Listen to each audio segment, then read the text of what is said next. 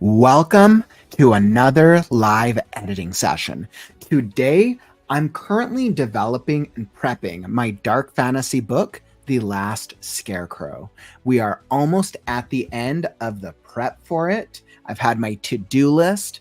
I finished the rough draft over the course of the first 200 days of this live stream, and now we're prepping and getting ready. As I have the last to do, we are building a fantasy map. So I'm going to be exploring and building the fantasy map. For those of you who joined yesterday, we fleshed out the outline of the fantasy map itself. So that's going to be a lot of fun. We're going to build a fantasy map together. The program that I've gone with is called Incarnate. Incarnate.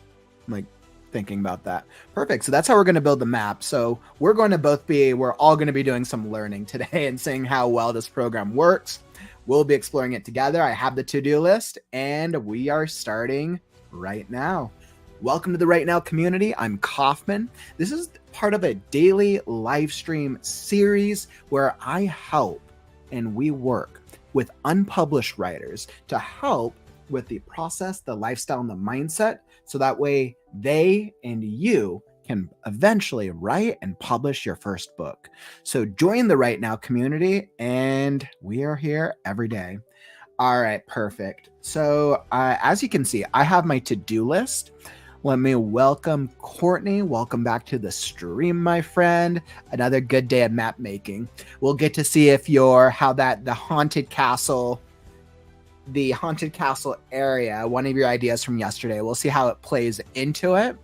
LeMay, welcome, my friend.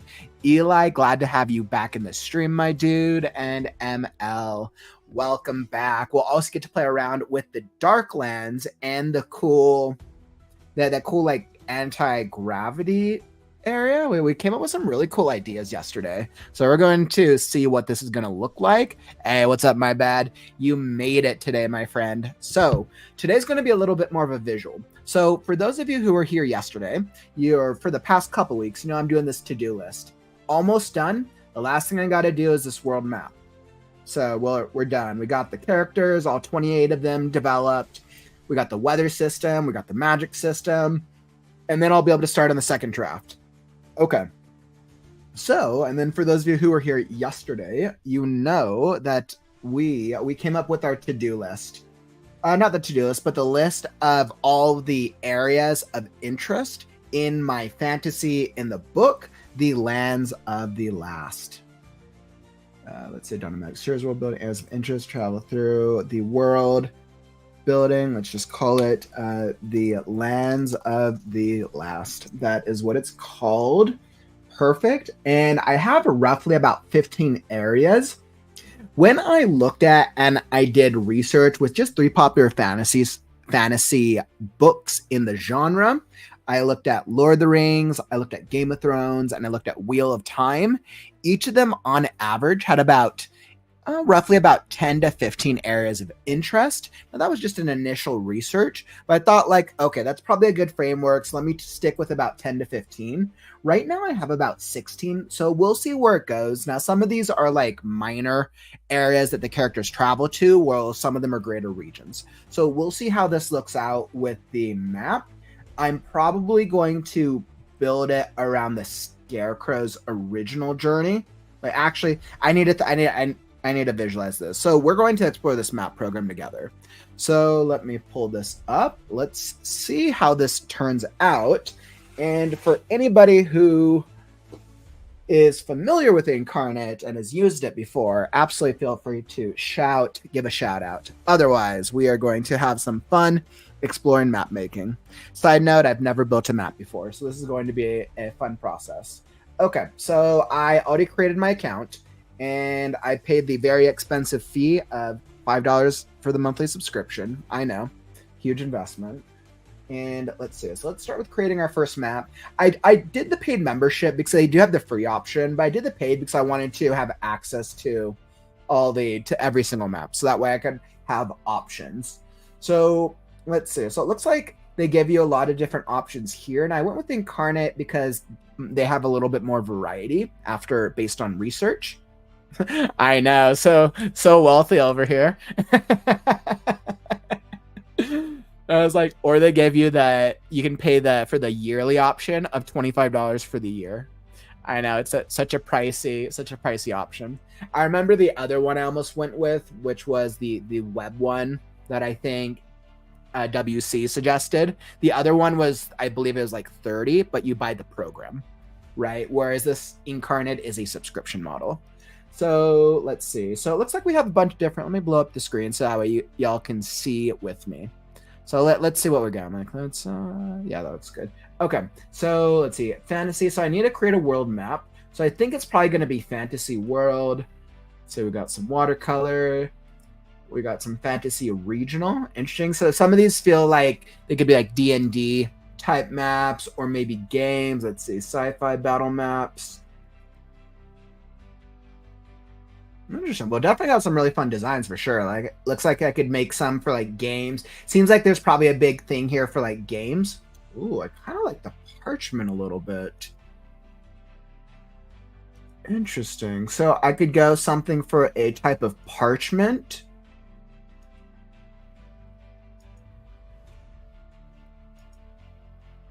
Okay. So let's see. So one option is I either go a parchment world or I go a fantasy world. Let's see what we got here.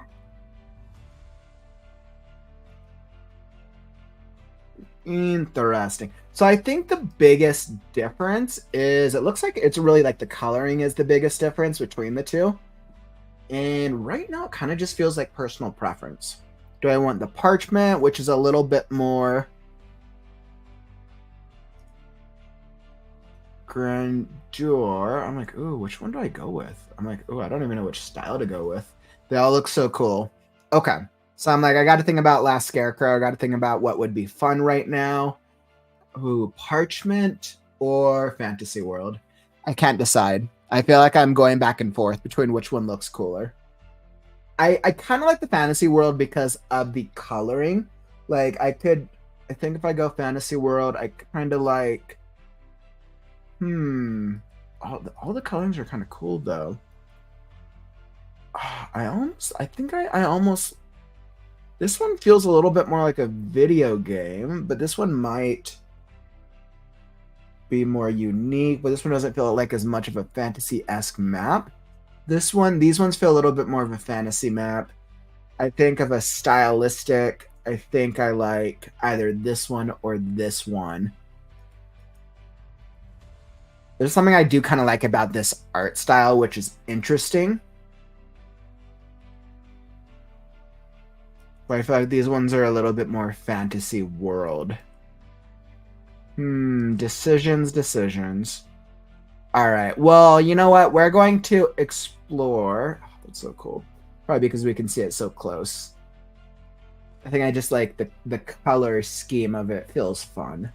Whereas these ones, the color schemes are fun. It's probably just because they're blown up more. Wow. Okay. So let's see. Let's look at the large one. Interesting. Picking between 2, 3, or 4.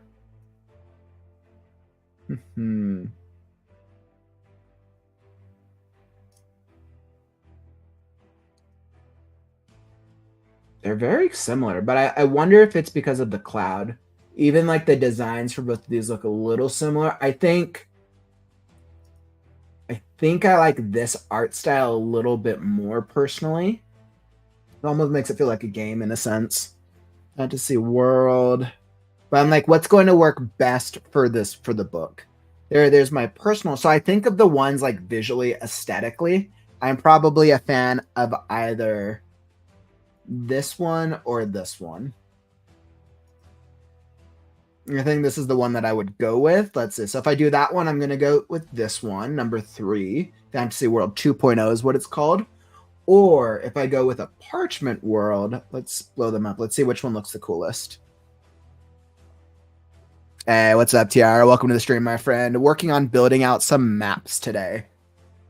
By the way, I'm super excited to get into your story. We're really looking forward to it. It's going to be really, really fun. Let's see. Marcella got back from school, back got back from school, some back to school shopping. Always exciting. One of like the one of like the nerdiest things for us writers. Like, all right, back to school. Time to go get more pens and writing instruments. I'm like always like that. Gonna do some brainstorming on how to squeeze in some more character development moments for the other characters.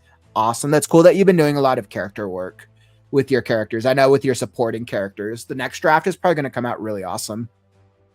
Yeah, developmental moments for the other characters into the overall plot. That's a really good strategy. Let's see. So when I look at the parchments, interesting.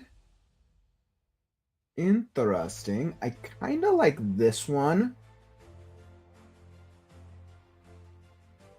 Let's see, as compared to the first one. The first one's definitely a little bit more of a parchment. It feels much more like a parchment. I think I like the design color scheme of this one a little bit more. This one, all right. This one, all right. And then I kind of like this one. This one, there's just a little less variety in the color scheme.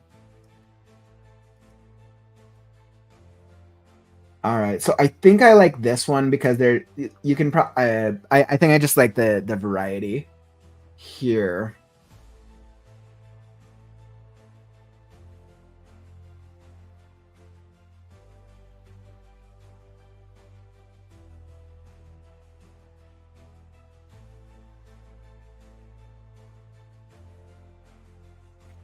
Yeah, I think. Yeah, so okay. So I think this is the one that I would go with. I'm like, this one? No, this one. Yeah, so if I do the parchment, I'll probably do this one. All right, so now I'm deciding between two. I'm trying to see. So I'm either going to go with this one. So here's option one. I'll go either this one or...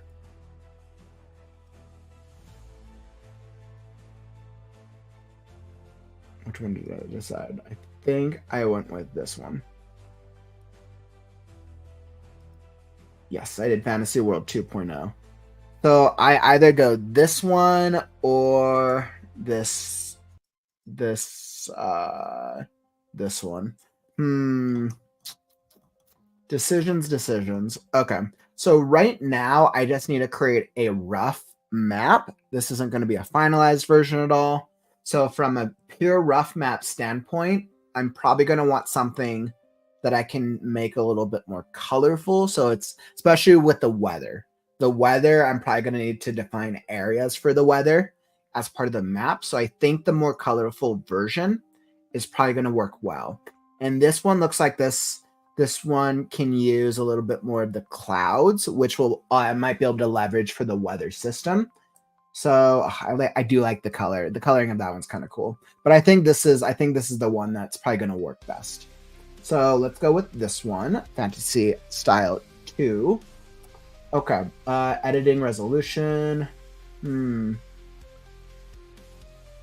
Is the screen resolution, not your map's resolution. You would export your work at the highest quality. You can always change your mind later and open your map.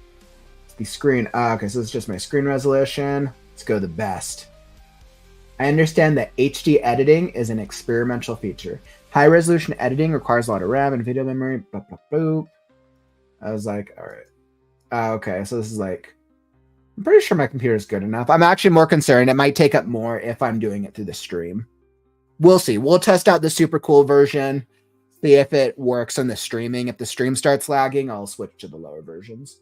Okay, aspect ratio, yep. Editing, okay. So let's go. I think landscape is going to be good. Let's do landscape. Let's see, TRX, so hype too. Yep, my friend. My bad. I got inspired by the disappointing look of the Minecraft movie trailer to make my own unofficial Minecraft edition. I have a problem with sticking to one project. That's actually a very common problem. My bad. A lot of writers end up having many projects that they're working on. I think the key to success is having your main project, having like which is your priority, but then having your other projects that you can kind of bounce back and forth when you're kind of needing some variety. But I think being focused on a single project and knowing that that's your priority will help you eventually get that one project to the published state eventually. Or if it's like a script, getting it sold or optioned to somebody. So I think that's really the key to success with like multiple projects. That's cool that you made your own Minecraft thing. I remember seeing that sometimes when movie trailers suck, we see so many of like fan made trailers, which are way better. Yep, and that was the I'm like, I'm glad I read the mind with that question. Yeah, so that's really what it is. It's just when you prioritize one project, my bad, you'll have more success by just being able to stay consistent with it over time. It's fine to have the other projects because a lot of writers do. For me, Last Scarecrow, this is one of the first projects where I've stuck solely to this project for the entire time. Usually I bounced around between a couple of different projects.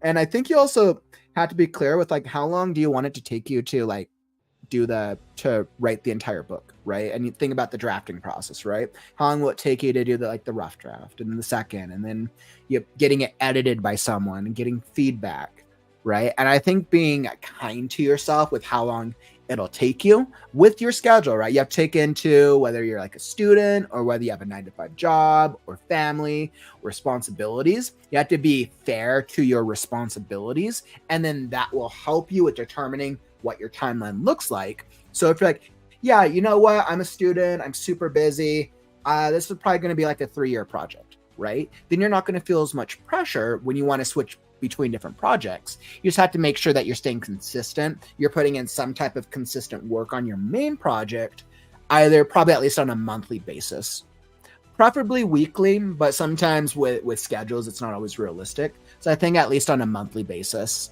depending on how long your project is as well. So I hope that helps when you're like trying to balance different projects. And then something else to think about is if you don't feel motivated to work on your main project, the questions to ask yourself are why.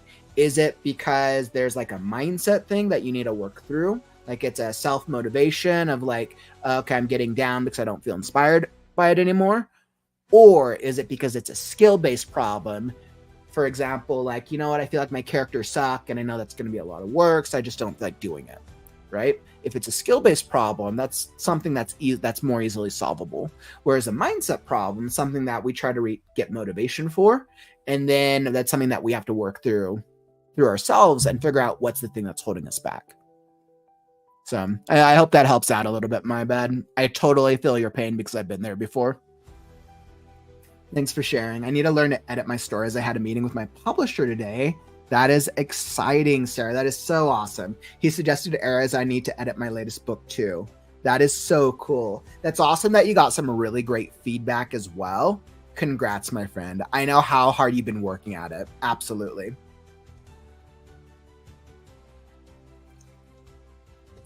And I'm so bad about hopping around from project to project. I've had brain, so like, oh yeah, I've had kind of like a brain fog. I get it. Like I said, it sounds like Tiara, you've dealt with the same thing as with my bad. Absolutely.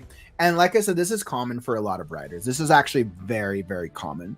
Before I really started going into this world of writing and the whole right now, this journey, I had thought that it was kind of just like a me thing where I would bounce around between different projects. And sometimes I would get home, I'd want to work on something, but I was super tired. I'm like, I don't feel like doing that. I'd rather have something fun. And with the mindset, it's really figuring out what is like what about it is holding you back, right? If you're not feeling motivated to do something, I'm always of the belief of understanding the psychology behind it, right? Because if you can understand what's the reason, like why don't you feel like doing it? Do you not feel like doing it because you're just tired from work all the day, from like working all day and then doing schoolwork? Okay, well then maybe you're not choosing the right time to do the writing sprints at, right? Maybe you're just choosing the wrong time. If you're like super busy and you have like 60, 70, 80-hour weeks between school and work, and then you're trying to have a personal life, but then you feel guilty about not writing, maybe it's just not the right time this month to be writing, Like, take that pressure off of yourself and give yourself the freedom to be like, hey, it's all right to take a few breaks. You just have to come back to it and be intentional with it. I find that it makes sense to plan, whether it's like 2-3 times a week. We're like, hey, these are the days that I want to stick to when my schedule's a little lighter because maybe I don't have schoolwork, maybe those are my days off, and you make it super easy, right? You do like a 20 to 30 minute sprint. If you do more, you do more, but you need to get yourself to do at least the bare minimum, right? And I think getting yourself into that like system of consistency. And even if you don't feel like writing your main project, sometimes if you just sit down and you just force yourself to write, like that's happened to me so many times. Today is day 254 consecutive live streams. And I would say a good 30 of them, I didn't feel like writing. I didn't feel like writing at all. But I had committed to the live stream experience because I wanted to keep myself accountable. I showed up. I forced myself to write on those days. And half the time I actually came out with something way better than I expected. The other half the time I didn't really come out with anything, but I felt very proud that I still pushed myself to do it because sometimes it's less about what you're creating and other times it's just about the consistency, and it's getting yourself into just a consistent routine and then figuring out for yourself how are you going to hold yourself accountable if you don't do it. For me, holding myself accountable was live streaming. It's different for everybody. I don't suggest a daily stream approach like I'm doing because I'm crazy like that. Like, do something that works for your schedule. By the way, for the Minecraft thing, I'm naming the episodes advancements from the game. Oh, that's kind of cool. People will probably really enjoy that. I think people will probably really enjoy that. That's super cool, my friend. Good luck with it. Hopefully it takes off. Okay. Okay, so what do we got here? All right, so I've never used this program before, so we're going to see what we've got. All right, so far we got an ocean. All right, I'm done. We got an ocean. Oh, wow. Woo! All right. We got land. All right, I'm done. Okay. All right. Can I undo? Oh, nice. Okay. So clearly, I need to figure out this program first and figure out what I'm doing with my life right now. Okay, so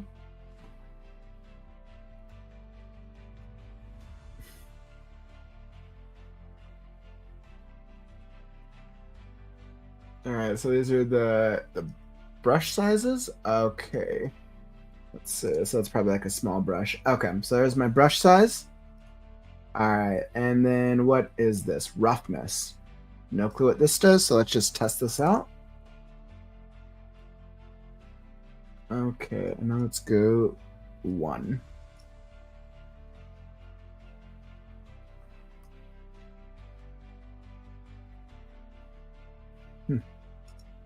See what happens now. Yep, I'm not sure what any of this did, but okay. Well, I'm sure we'll figure that out eventually.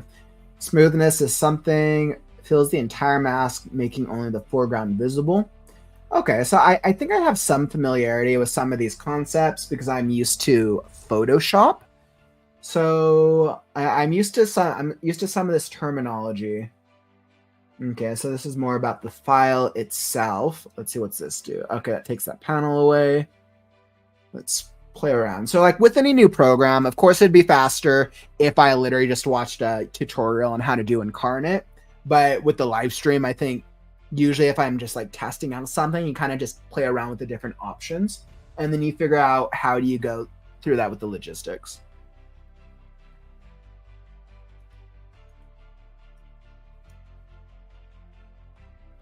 Okay, so this is the layer panel. I got something going on here. So I got one hidden. So probably this.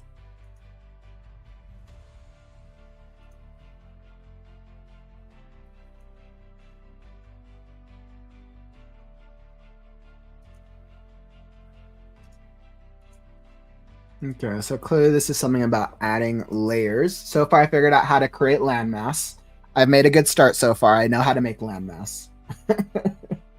All right, let's see. We're going back to our blank map. Okay, what do we have over here? So circle, brush. Okay, so these are the different things on the side here. This is my pointer, so I can drag and drop things. Select stamps, text.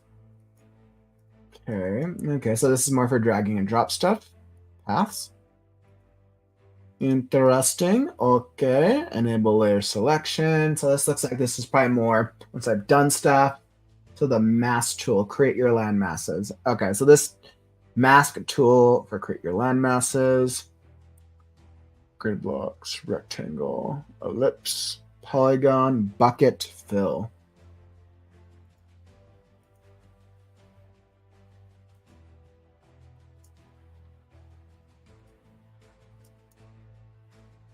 All right, so I'm kind of seeing what kind of difference I'm seeing here. So let's. All right, when I figure out how to move the screen up, we'll get to that part as well. Oh, well, we'll figure that part out eventually. All right, we'll move this. All right, we will be back here. Fit screen. Oh, perfect. There we go. So now we can fit the screen. All right, I figured out that part. Show keyboard shortcuts. Oh, huh. All right, well, that'll be good once I figured out how to use the program. So we'll come back to that eventually. Hide shortcut bar. Okay. Okay. So let's see what else do we got here. We got some type of interesting. Okay, so that one's more if I want a square landmass. Paint rectangle. Paint in. There we go. Let's do this. And I wonder if that's what it starts creating now. Nope. Okay. So texture, color. Let's go green. Let's see what this actually means. So this is clearly something to do with painting. Okay, so that basically brings me to painting. Okay. Let's go to here. Ah, I see. Okay, so this is basically when I need to change the color texture. Interesting. Okay, that makes sense. Indubitably. All right, so that makes sense.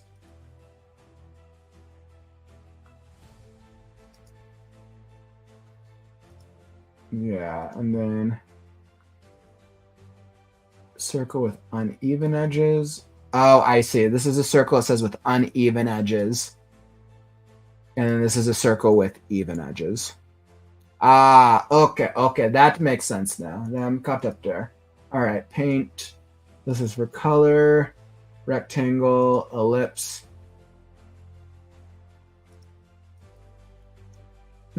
Okay, well, probably has to do more with the paintbrush, it looks like. Interesting. Yeah, not sure what these different ones are, but I'm sure we'll figure that out eventually. Bucket fill. All right, so this is got some sort of bucket thing now. All right, I got a bucket, but it does not do anything. So it means I have not figured out how to use it correctly yet. Oh, okay. All right, we're in a toxic green world now. Clearly, we gotta. Clearly, this is the apocalypse. This is what the world looks like. It's over.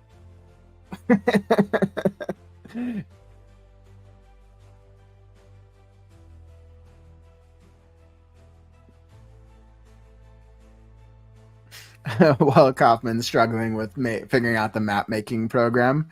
Let's see. So I found that if I found a writer and we set weekly goals, helped each of us be motivated to write. Yeah, having an accountability having an accountability partner makes such a huge difference. There were times in my life where I was like really struggling, and one of my friends, who's like a really good writing friend of mine, he would just be calling me up because he'd be working on his own writing stuff, and he would get me motivated when I was just like not feeling it at all, and then vice versa when he wasn't feeling motivated. Having an accountability partner helps because you guys are able to bounce each other's energy off of one another and help each other through the process. Accountability partners, wonderful, wonderful, wonderful, wonderful. Always recommend.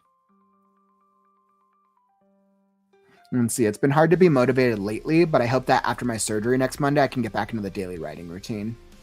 Yeah, and I totally understand that, how when you're working through like physical pain, that could be such a huge obstacle. Well, ML, we're happy to be here with your daily motivation. Hopefully you'll be able to get back into it when you're physically able to. Yeah, that's a good idea. It's like maybe click in the middle. It's like smooth map, maybe click in the middle mouse button and drag. Yeah, I was trying. I'm sure there's a button somewhere to do it. Right now, this is what I figured out. So that's what we got for now. And we figured out how to do some type of paint effect. So clearly the paint bucket is to fill in any of an area.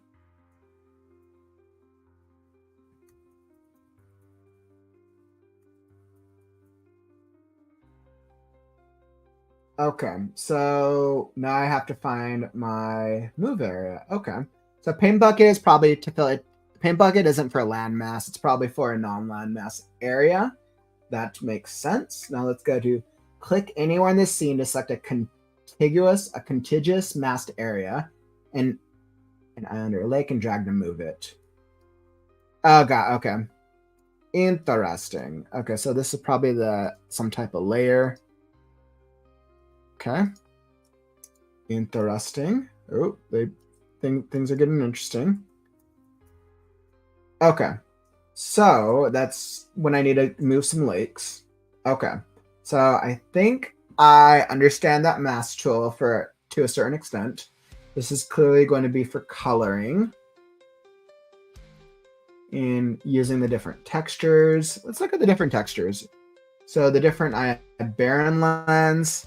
We got core, grasslands, settlements, ice and snow, lava. We even got an orc settlement. Not sure how the orc settlement is much different than some of these wastelands, but okay. Let's see, we got water. Cool. Okay, and then it looks like you can pull the textures from the other ones as well. Okay, that's actually good to know. So, okay, so right now we're sticking with fantasy. But that's actually good to know. Okay. So there's the texture catalog, so I can come back to that. Brush layer. Okay. So the brush layer is going to basically tell me which layer I'm at. The different layers for like Photoshop, there's like different layers that you're playing around with. Okay, so we figured out the brush thing. And what's up now? Clearly, I'm learning how to make a map. Like, all right, ladies and gentlemen, welcome to the lands of the last. This will be the best world you've ever seen. Let's see. Okay, I'll do. Well, we'll do something more fun. There we go. There you go, guys. You guys at least get a smiley face. An oblong smiley face. There we go. That's my map, ladies and gentlemen. It's been fun. I had to step away. Well, I hope everything's all right over there, Mary. Clearly, I'm having too much fun with this map program. Okay, now we're still just experimenting. Ooh, okay, so now we got textures. Okay, so this is where we can literally stamp things. Okay. Interesting. Okay, so then it's like we're putting stamps down. Can we put it on? Ooh, okay, so you can put it anywhere. And then these are like the different textured. Fun. That is fun. Okay, I like that. Make them as big. All right. Woo! Okay, this is... And, okay, so this... And I think this is probably because this is on the front layer.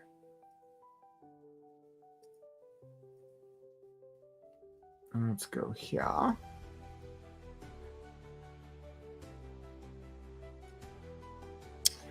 Okay, I see what it is. So once you add something new, it basically creates another layer for it, which makes sense. If anyone uses Photoshop at all, then I understand the ideology behind this.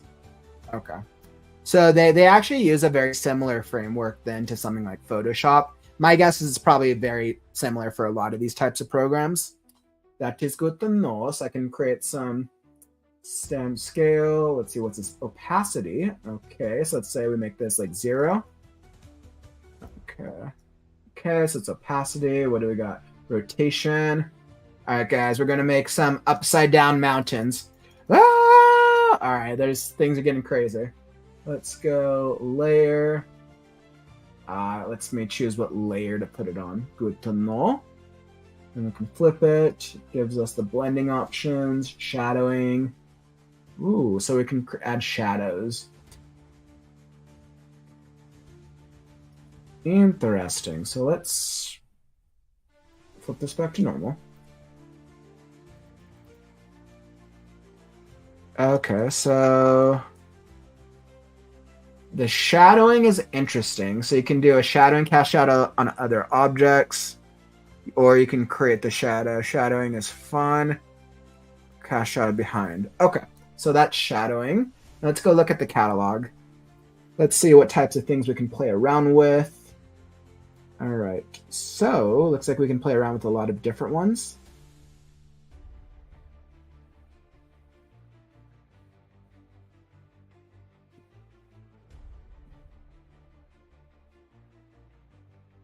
Interesting. Let's see, Mary. Hope you will, but yep. New making maps could be this fun. Like, clearly, Kauffman's making the best map ever.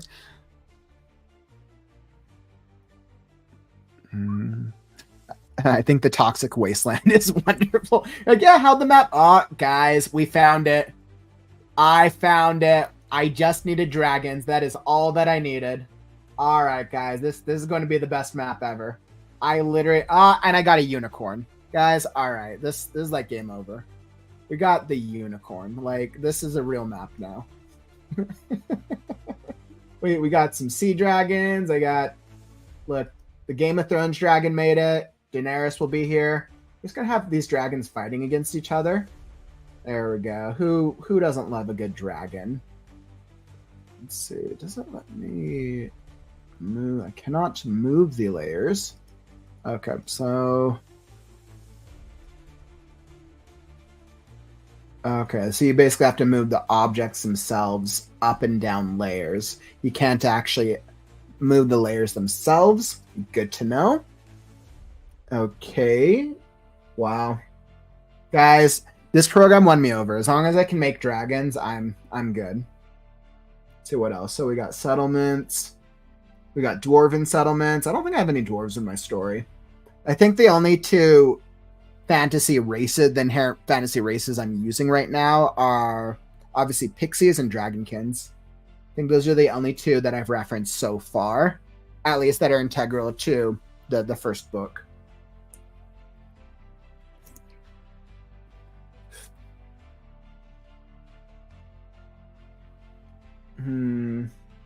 Okay. I can feel the program glitching a little bit. It's probably because I put it in the highest resolution. I'm probably going to have to drop it.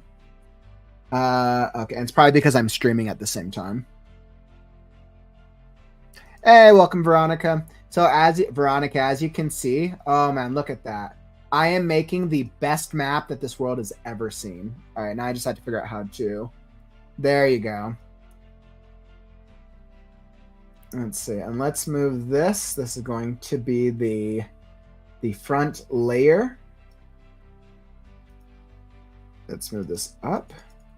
There we go.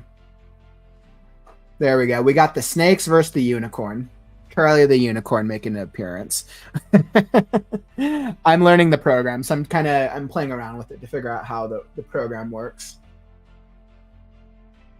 This gives me okay, so they have a lot of interesting images on here. It looks like they give you a good variety, which is cool. Okay, so I could probably go through these images forever. Okay, so here's what we're gonna do. The images themselves are fun. I figured out how the images work. Great. We can come back to images.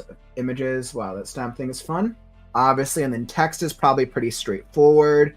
I can probably type snake den. All right, so that's that. And let's do a color. We'll do red for now, so that will stand out. Oh, no, whoops.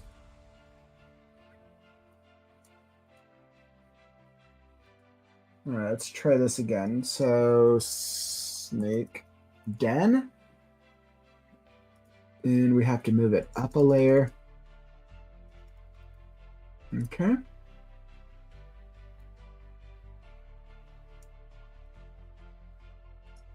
All right, and it looks like it gives us a lot of interesting fonts.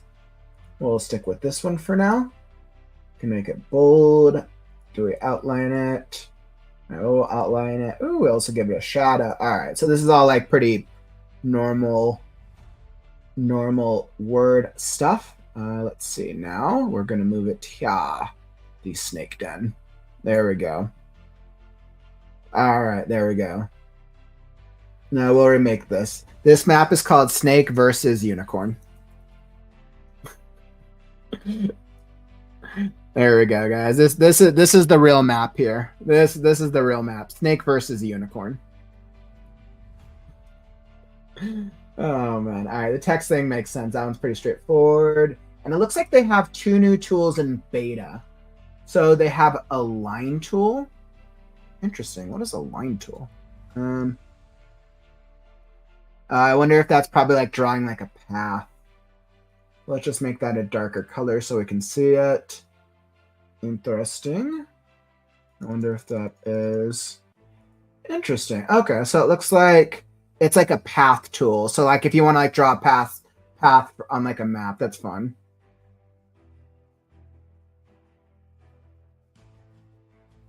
Okay, and then you can choose the different path tools that you want. Interesting. So let's do the water one. Let's just test this out. Okay, so that's interesting. So it looks. So it's a type of stroke. So it looks like you can use it as either it's like a border line, or you could probably get creative with it.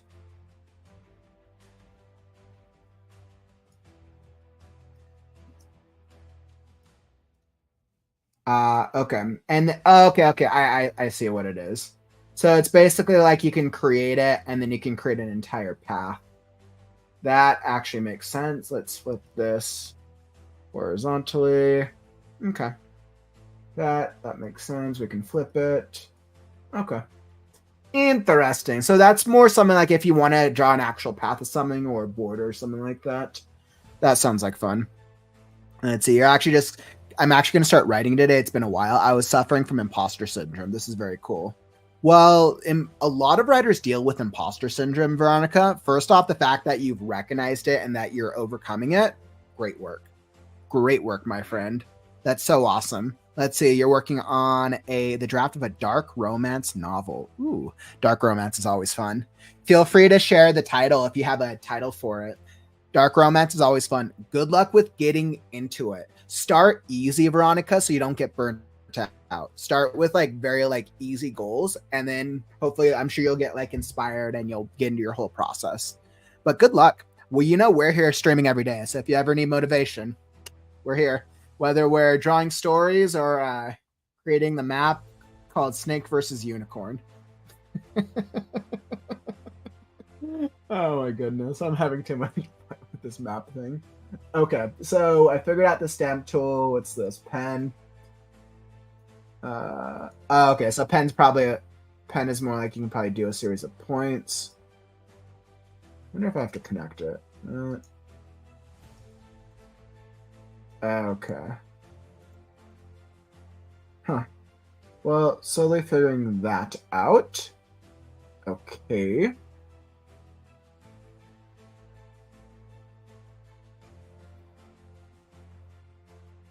Okay, so I think I figured out. Click on any node, so cut path. Okay, so I can cut a path. Click on any node to select it. Click and drag a node to remove it.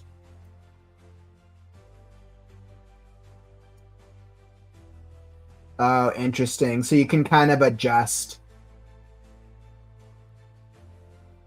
Interesting. Okay, so it's it's an interesting way to be able to adjust the paths of these.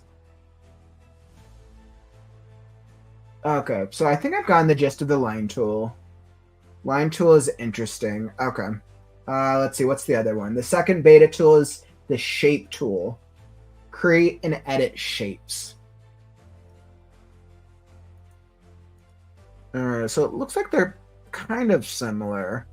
Uh,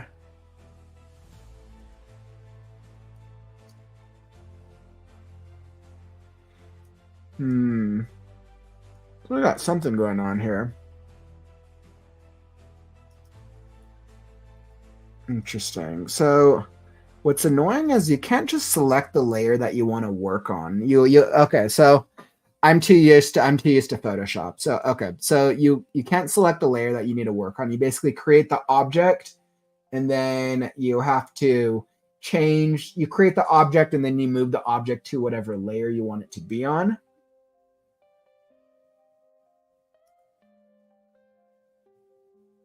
Hmm.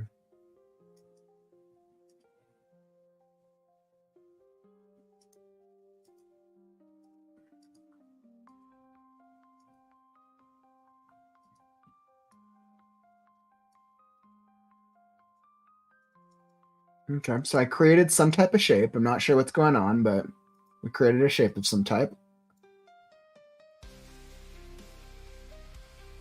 Interesting. Okay.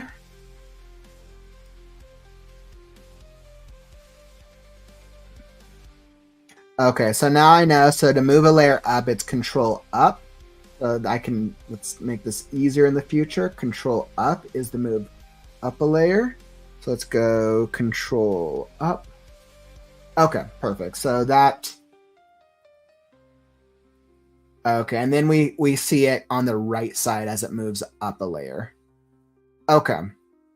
So this makes sense. So basically objects are so you only really have two layers to work on. You technically have the top layer and the background and the foreground. The background is the base. Interesting. Okay. So I think I figured it out. Let's say now I don't think it will show you the individual objects. This 531. I'm not sure what these mean.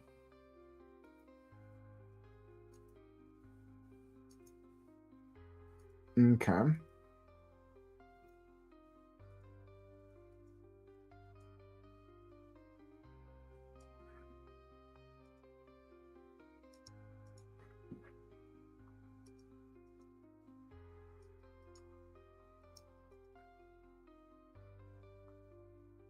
Hmm.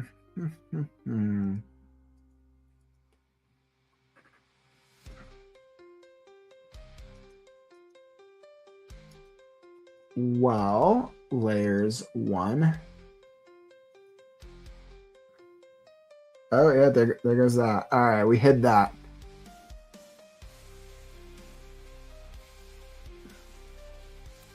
Well, okay, so not quite sure. It doesn't look like it lets me click the individual layers. So I can select all and deselect. Okay.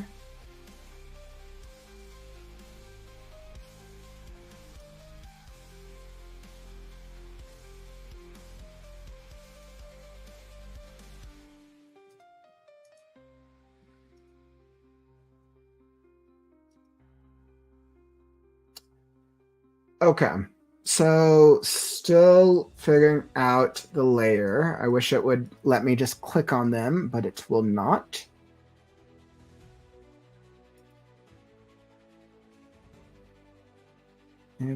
Enable layer selection. Can I?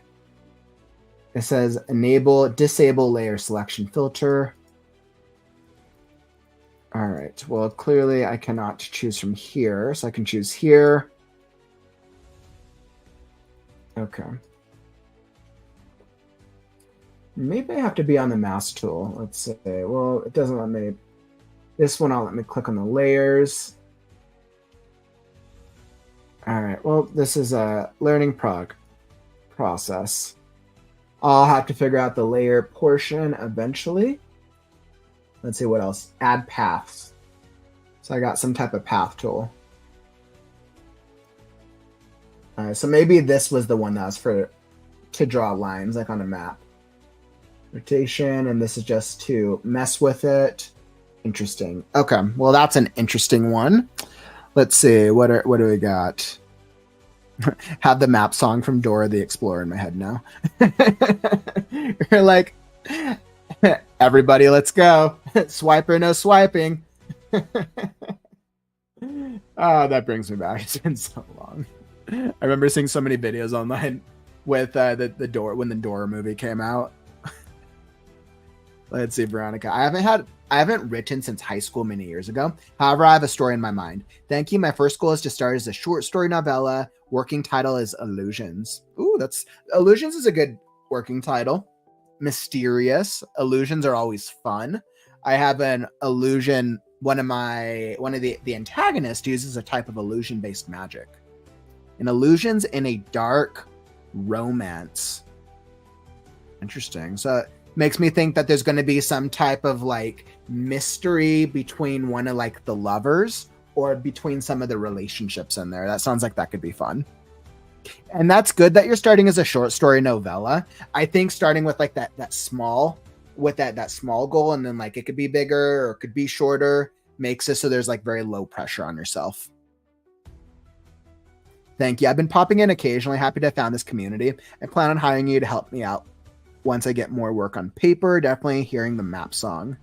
Aw, sweet, Veronica. Well, thanks for sharing that. You know I'm here if you ever need, when you're ready for story development. A lot of times that I see with a lot of writers, like sometimes they'll hire me early on if they need help developing the story, or sometimes they hire me later on in the back end when they need more like editing and talking through things that do or don't make sense. So yeah, good luck. Glad you've been able to find us. Clearly, I'm trying to figure out how to make a map today. We're all having the map song in our head, apparently. Okay, all right. This means new song. What am I on now? All right, I've been on the same vibe for 52 minutes. So let's go. We'll mix to rock a little bit. Let's see, fantasy rock vibe, and we'll see what comes out of my snake versus unicorn map. Okay, so what else do we have? Note tool. So I can create notes. Note, snake or unicorn. Who wins? Okay. So I can do some type of note tool, but I'm not sure actually how. Add hidden notes. Okay. Interesting. Note title. Note title, snake note 1. Snakes are very snaky. All right, and then it looks like most of this is, yeah, let's see what we got here. All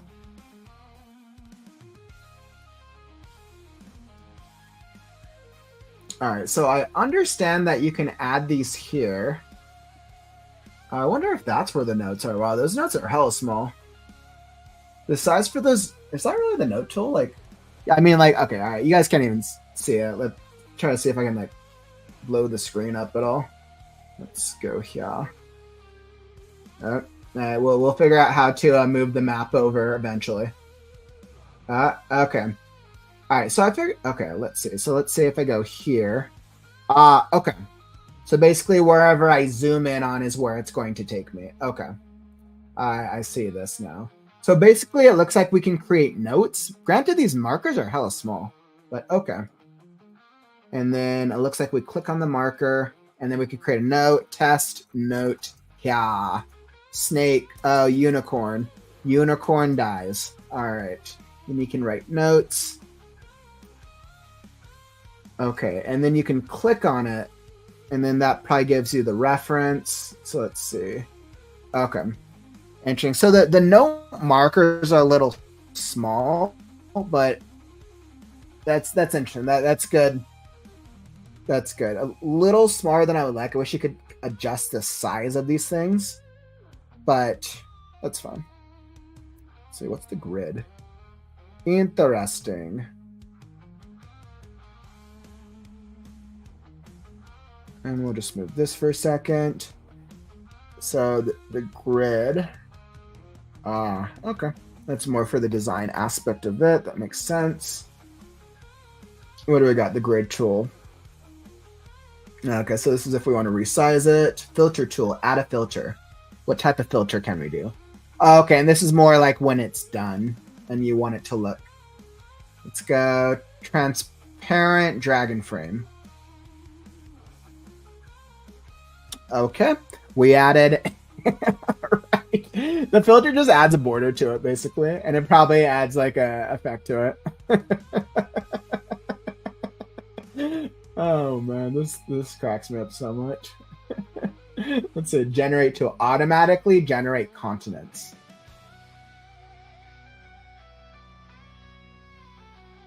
So is this like this will automatically generate something. Let's not clear all stamps. Fill layers with default textures. Let's see what this does. Hopefully I didn't just like delete my snake versus unicorn map.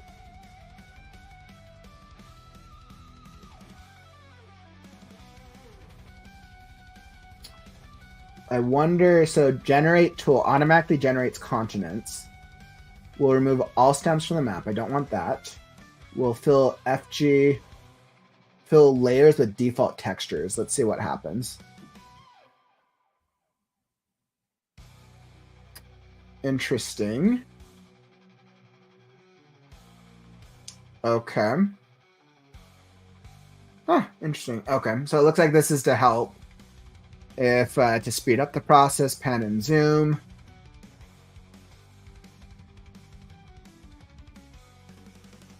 Okay, so pan and zoom is so spacebar. Okay, that okay. So spacebar basically makes that disappear. Let's see if I'm here. Okay, spacebar lets me move the map. Alright, it's just spacebar. Perfecto! I figured out how to move my map. I'm so successful. Alright, there we go. This is a work of art, my friends. This is a work of art. The very first map I've ever created, Snake vs. Unicorn. This is like not even a map. This is like a mural. This is a mural that they find on a cave, in a cave somewhere.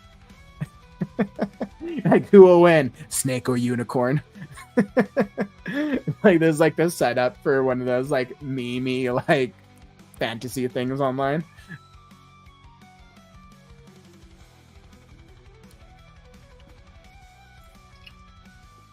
Hey, what's up, Penelope? Clearly, Kauffman's figuring out how to do a map today. Okay, all right. So I figured out the gist of the program. It's kind of a cross between like a basic Photoshop with, yeah, it's basically like a basic version of a Photoshop, of an Adobe Photoshop, which I'm very familiar with. And then it's basically adding on, it has all the different pre-selected elements. So I'm actually probably able to pick up the gist of this thing faster than people who don't have Photoshop experience, because I've like spent like 10 years teaching myself how to use that program. Okay. Perfect. So let's save this. This is my first masterpiece. Save 264 changes.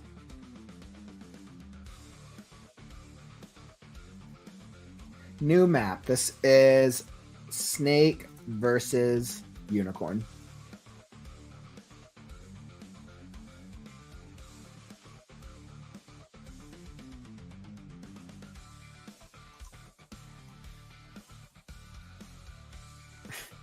With 264 pieces. All right, well, we'll see how long this takes us to say that. Not too long. All right, well, that is saving. We are making some good progress. So for those of you who are having fun,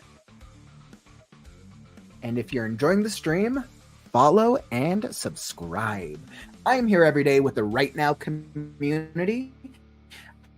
I am here to help you with the process, the lifestyle, and the mindset to finish writing that first book, hopefully getting it published eventually. 250 plus streams and counting. So tap that follow button, tap that subscribe button, and you'll be alerted when we go live. All right, beautiful. So we got that. And onwards and upwards. Okay, so let's get back into our map. Okay, so I saved this.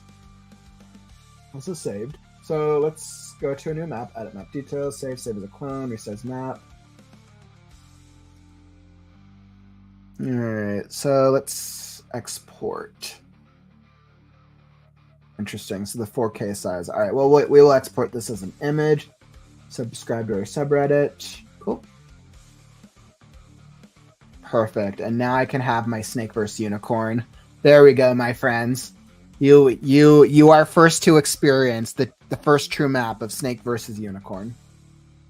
Who would have thought? What an interesting fight that was. Okay, so time to get serious. Let's go return to your maps. Time to create a new map.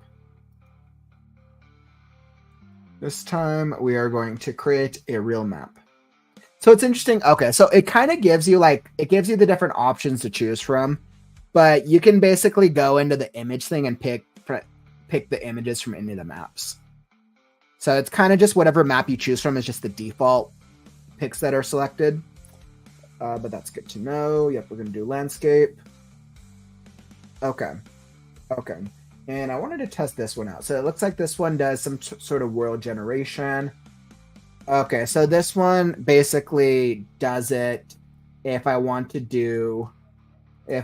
don't feel like being creative enough. Okay, this just does something randomly for me. Okay, let's go. So ocean. Okay.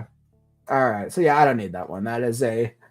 I can't figure out what to do. Okay, we don't need that. Okay.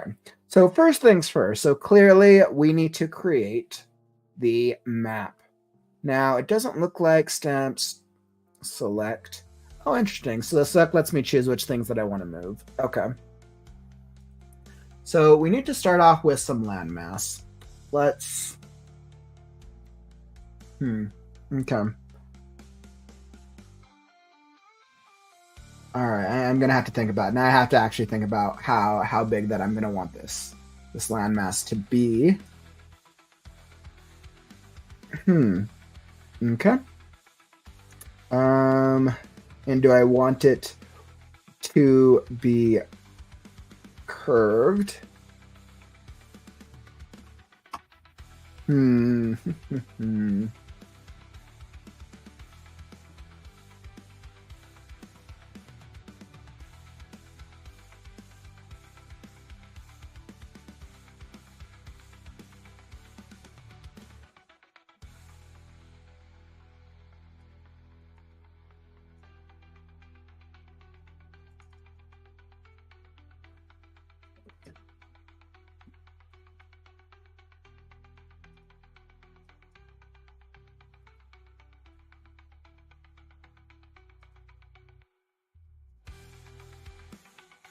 Okay, so I guess the first things first. I think it's probably gonna have a bit of a rocky side. Clearly, the world's been damaged by weather.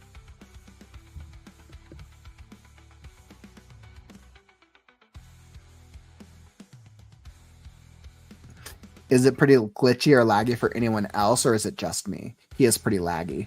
Has it been laggy for the whole time? Let me know.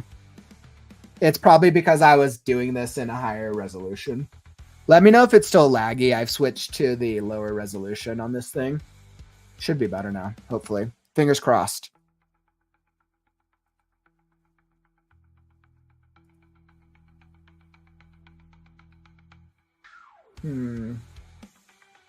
What type of landmass do we want this to take place on? Okay. Yeah, it was probably because I was streaming in the higher resolution. Let me know if it still is laggy, if it's improved. It was about 80% of the time for me. It was about 80%. Okay. Yeah, it's definitely this program. Let's see if I can edit map details. Oh, interesting. So I can name it.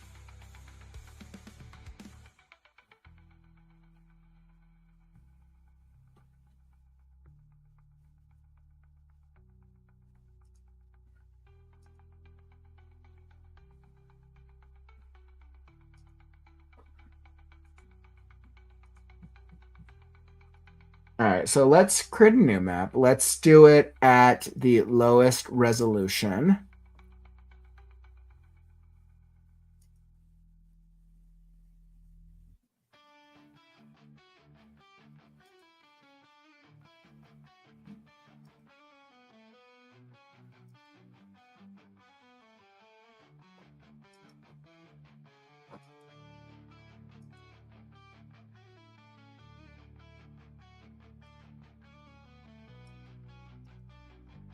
Okay, so we're gonna do this one. We're gonna do it at a low 1K resolution. So hopefully that'll fix the lagginess.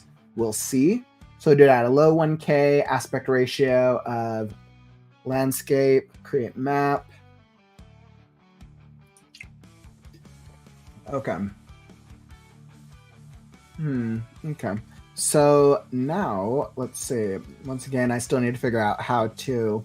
I don't think it lets me do anything. So, okay. So I think something. I think as I'm thinking about this, I'm like, okay, well, what size do I make the landmass? I think for now, I don't think the outline of it is going to be too important. So I think what we're going to do is we're going to just create. I'm going to work from a main landmass, and we will shape out the landmass, and I will delete as I go. So let's see. Well, we're just going to create a big blurb, and we can refine later on. So let's just do something like this. Just going to create a big giant old landmass to play around with. Okay. Nothing pretty. So we're just going to start with like this. Now I wonder if there's a way to, is there like a delete tool?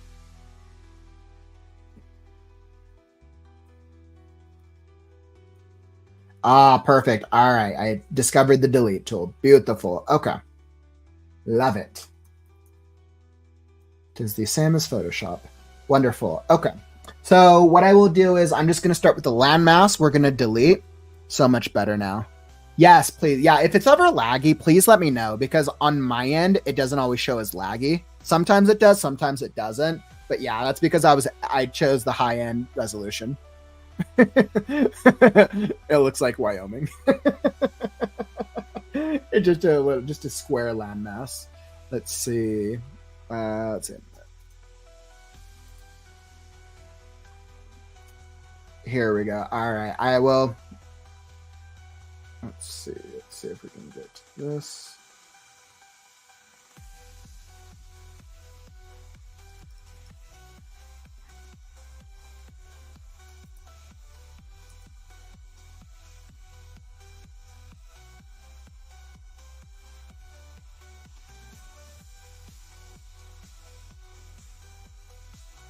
All right, let's make this guy.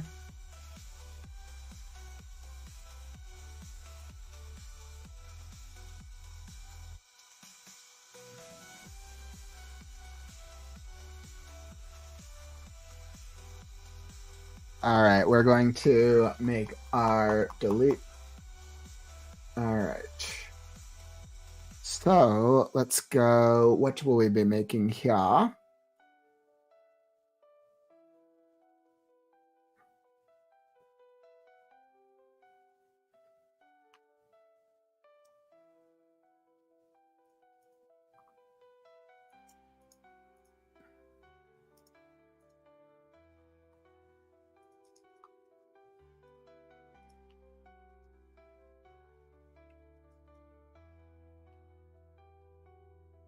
All right. And then we got this.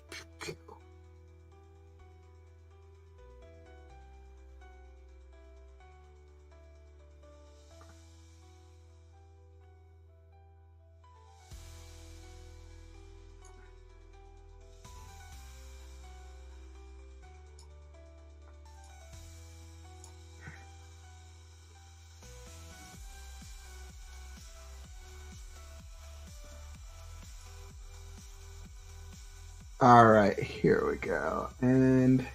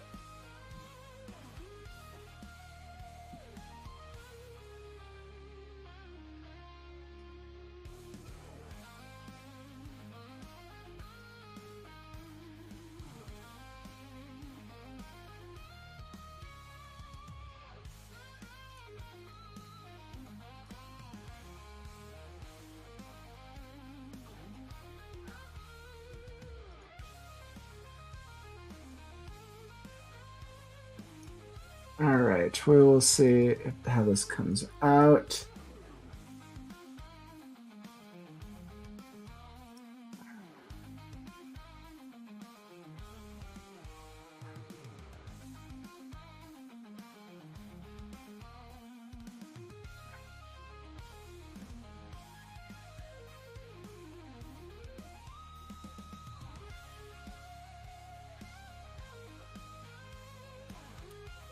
All right, and then we will make this much smaller. No, too small.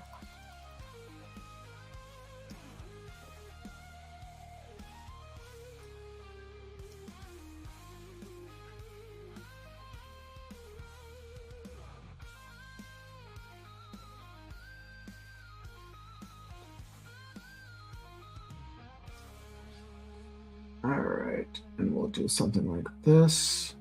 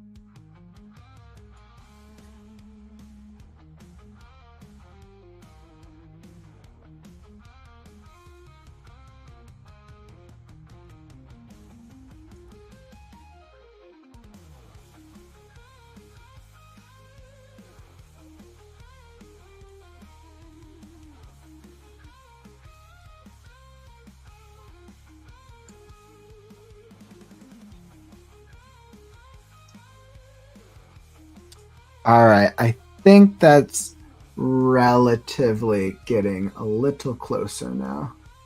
I think there is something like that. I was like, okay, yeah, so I think that's close enough for now. Sure. All right, let's go with that. Okay, so here we go. So much better now. Looks like Wyoming. Looks like any central USA state. I love finding states and shapes. I'm a weirdo. I looked away and USA jump scare. Yep. All right. There we go. I'm glad I finally got it. The USA. Here we go. We got the US. Okay. So.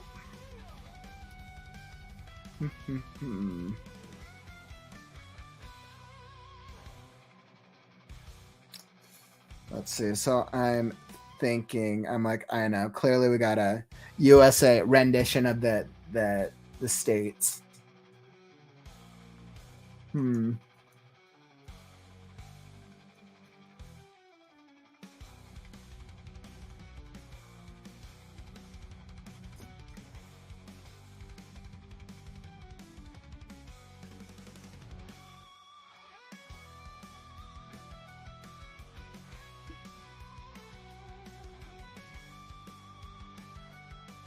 I wonder if it will let me actually.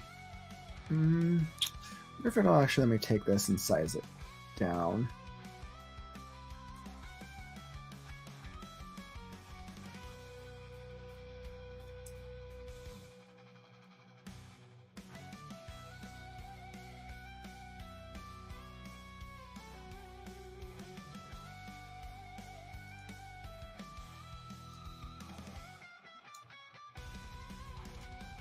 Okay, so it will let me take the shape. Nope, that's not right. Okay, so it lets you move the entire shape, which is interesting. Let's see, move area. The question is, will it let me resize it?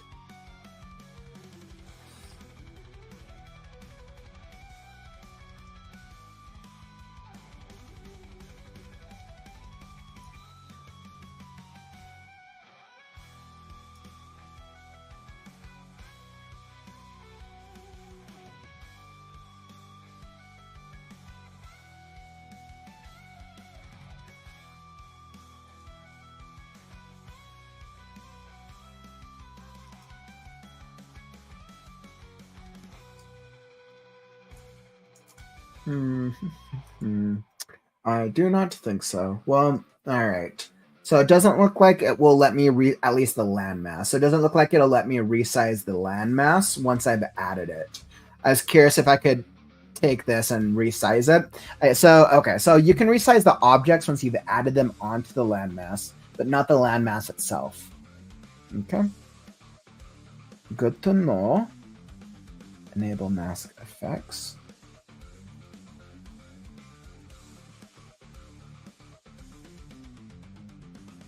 And that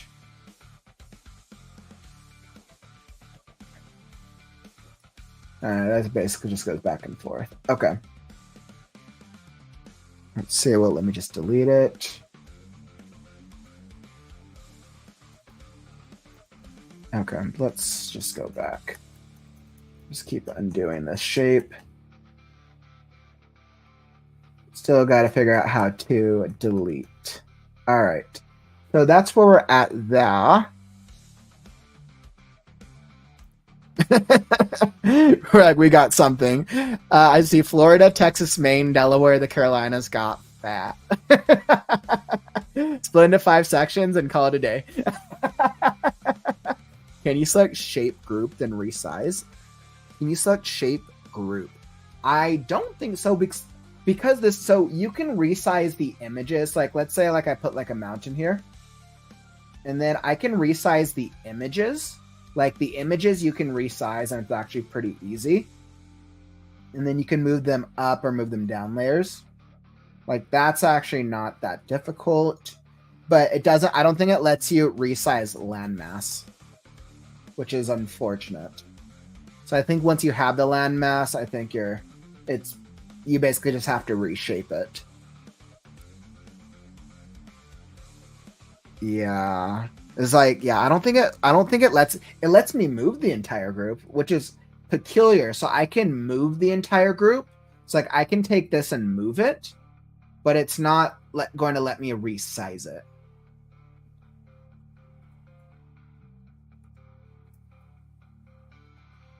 I can paint. Yeah. Let's see. Let's go check. Can I resize? Can I resize a landmass in Incarnate?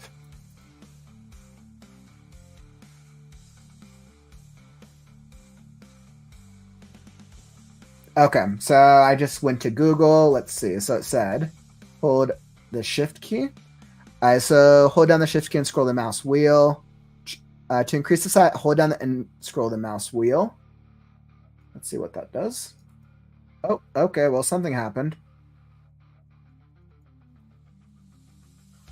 Oh, all right. I lost my landmass. Okay, so let's see.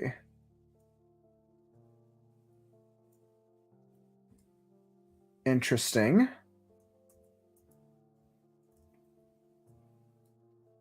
Okay, so this has to do with the object tool. Okay, so that's what the shape of this is. Okay.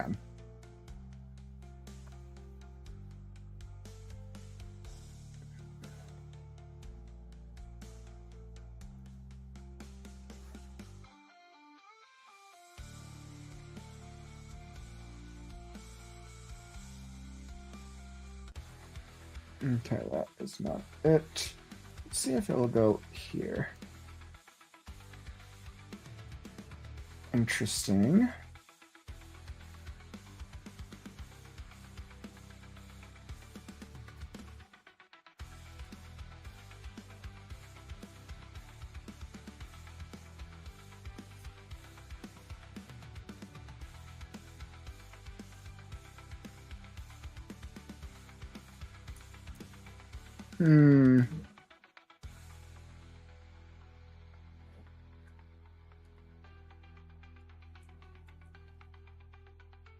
Yeah, it doesn't look like it's going to let me resize it, or I just won't be.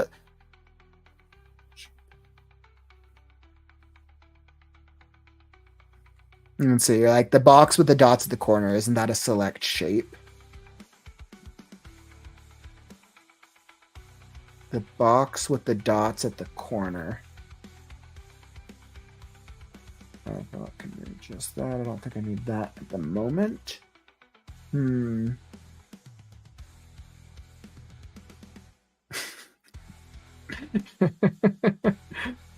Okay, let's see. We'll go to our shortcuts. Panning, restore selection.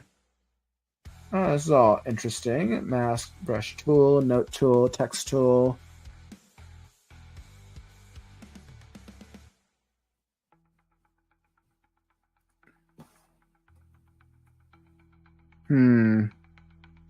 Let's see, above the shovel. Right, so you're looking at here, right? Or you're looking up here. So this is more for like file. If that's what you're, but let's see, click the arrow above the shovel, the box with the dots at the corners, and that'll select shape. Yeah, so that's what I thought, but for some reason it doesn't let you select the landmass, which is interesting. It only lets you select, so let's just say like none of that. Let's just do that. Yeah, it doesn't let you select landmass. So let's see, groups, paths, shapes, lines, text, stamps.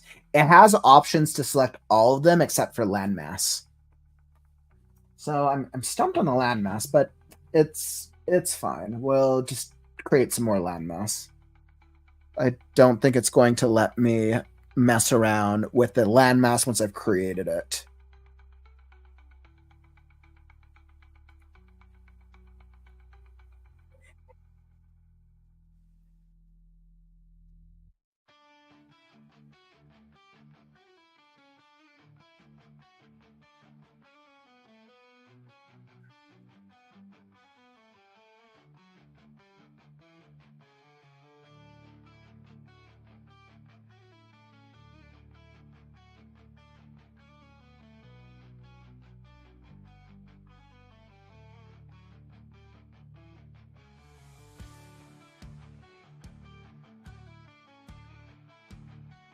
Interesting.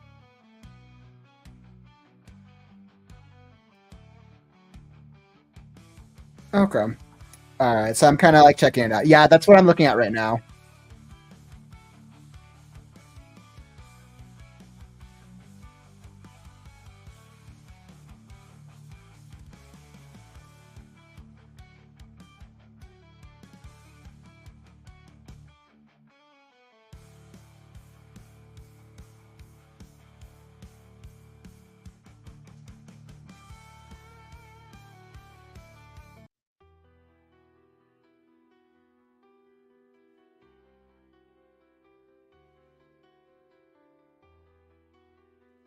Yeah, he's kind of just walking through all the things that I've literally just messed around with.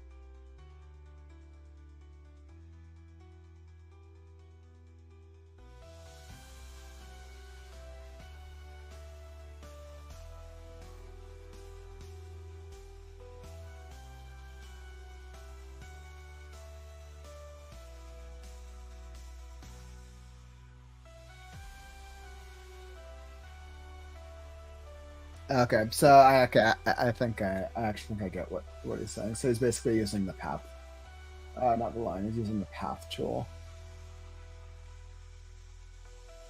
Let's see if I understood it correctly. So let's see if this works.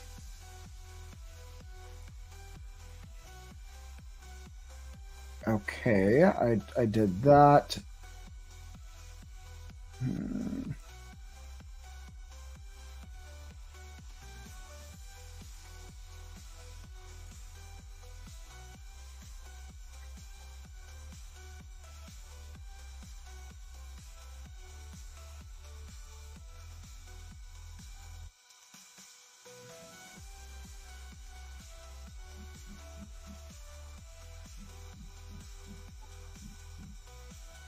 Let's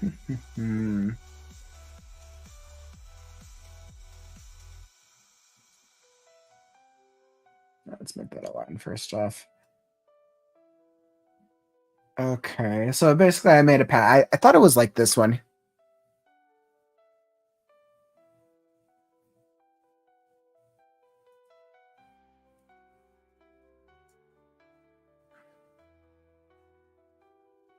All right. Well, you know what? Like, I know it's something that I can figure out if I actually watch a video. It's just gonna take too long right now. Okay, so I think what I'm going to do is that way I don't let this trip.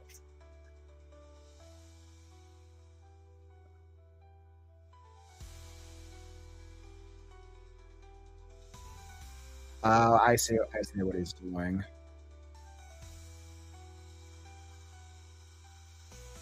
Okay, actually, yeah, I see what he's doing. Okay, so let's delete this. All right, so let's do this. I think this is what he's doing. We'll see if I can get this right.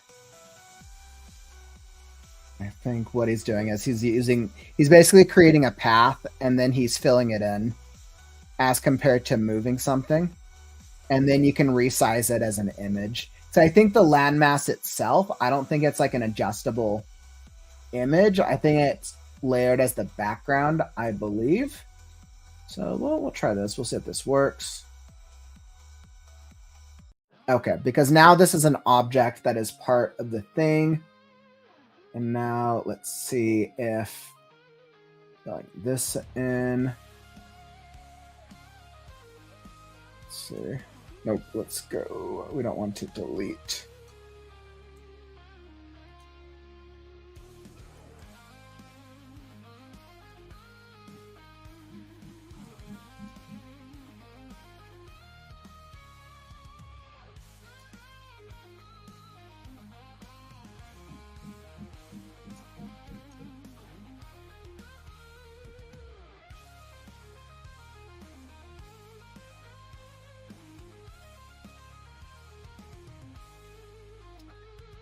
Okay,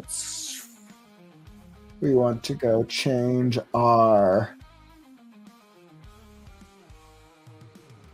landmass texture. So let's just play around with a different one for now. Let's go green grass. Let's see if I can figure this out.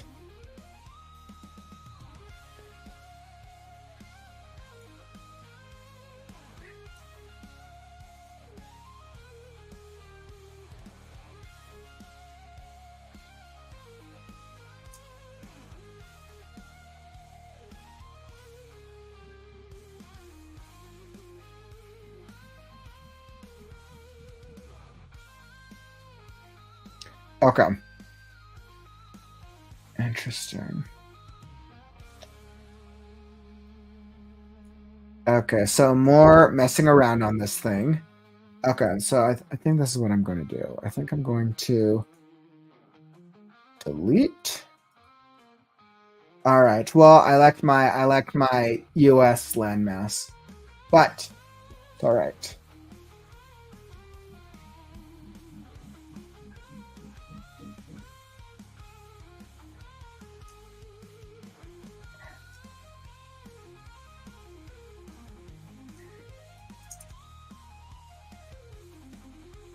All right. Nice knowing you, landmass.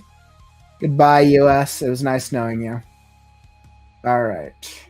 Now, let's go to the background and something with this one.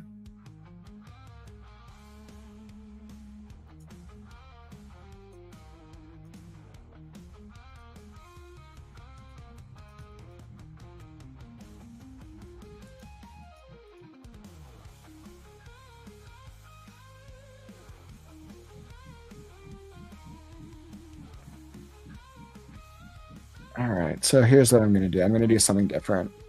Let's. I know, right? I'm sure there's a way to do it. It's because I probably need to look it up when I'm not on a live stream, so I'm not taking the whole time trying to figure out something. Okay, so I'm gonna go a different direction then as a base for this. We're going to do a slightly different direction. I'm going to just moving my screens around. Let's see that. Don't need that anymore.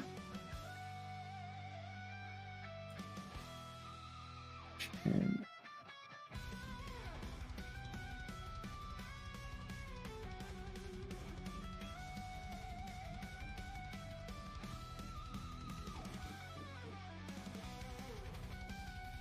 okay. So here's what we're going to do. Let's see, I'm going to make this smaller. Let's see how big I want it.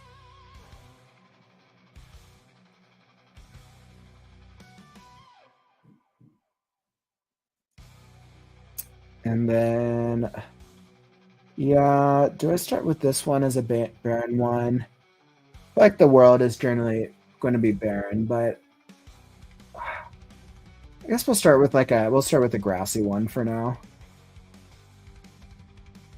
Let's see. So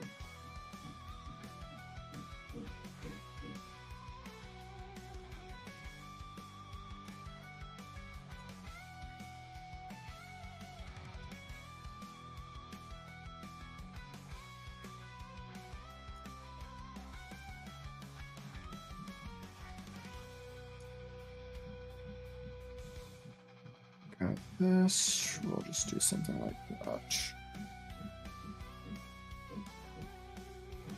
We'll do a kind of crazy. We'll do something like that. There's usually more islands. We'll do something small right here. Pew pew, and then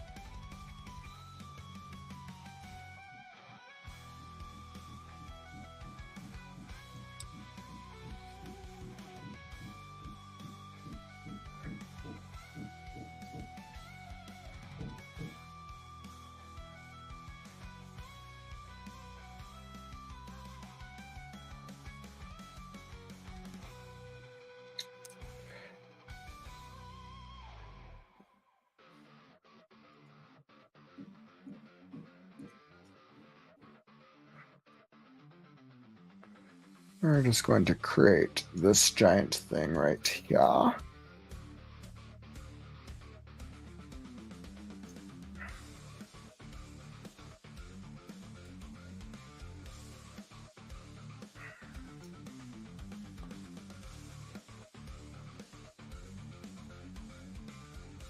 Interesting. All right, so we are playing around here. We are creating a random landmass using the world map as a loose reference. I am not an artist. This is a something. I was like, we're getting something over here, that's for sure. Okay, and then we are. Let's see.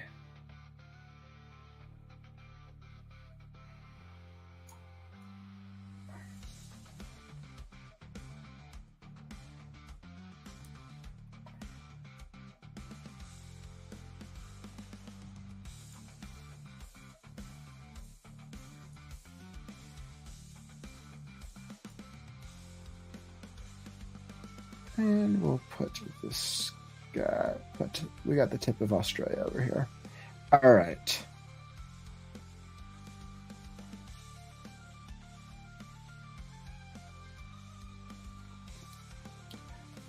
All right. So I have a very loose Pangea.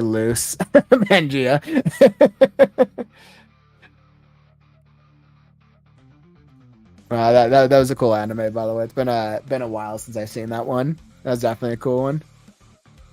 Pangea. we got a mix of Pangea over here. Okay. So we got kind of something. We got something that might look like that might resemble Asia or might resemble something else altogether. This could be anybody's guess.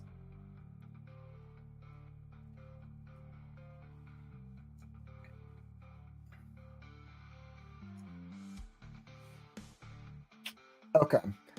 So, I'm starting out with this as a very loose framework.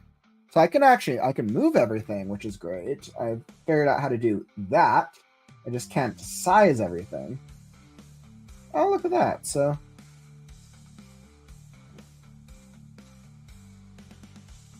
interesting. So then it just adds the land masses together.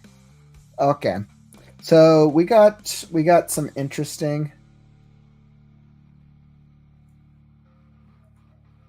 Okay. Well, hey, at least we can move the stuff. All right. Well, at least we figured that part out.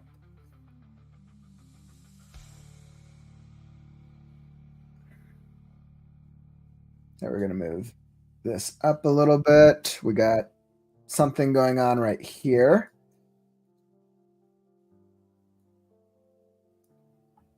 Okay. So, let's see. I either have to make them. Let me think. Let me think. How do I want to do this?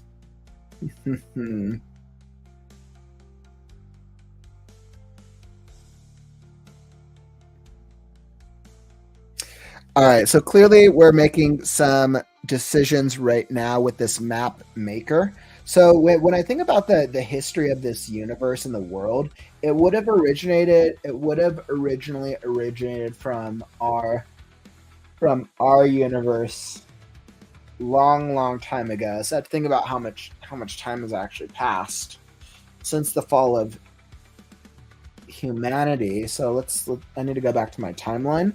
I need to think about how much has the land masses actually moved, but then I can actually play around and change it because of the weather system. I could say how much the weather, both the unleashing of the weather and the essences, actually probably really reshape the lands for the most part.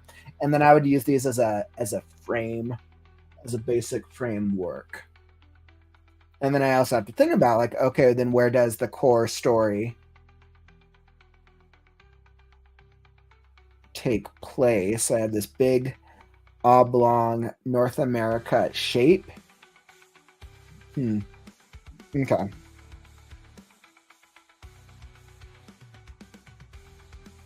Yeah, okay. So I think this is what I'm going to do. I've figured this out. So I'm going to nope, we're not going to do that. We're going to delete. We're going to do a little deleting. Nope. All right, so we're going to delete this, and we are going to move these land masses together.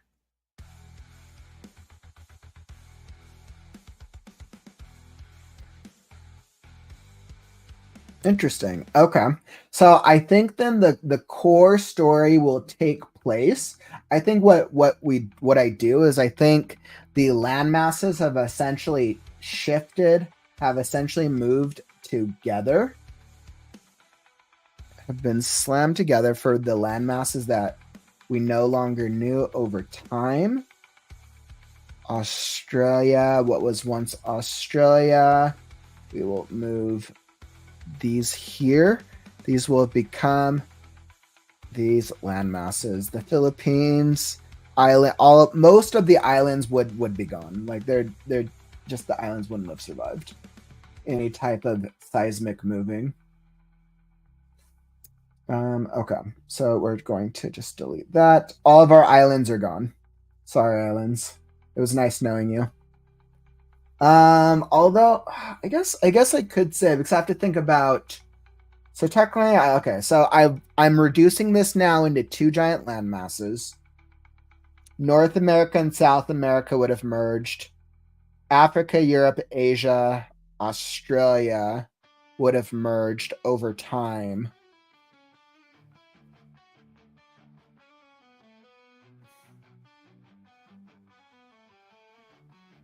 And then And technically we have Antarctica.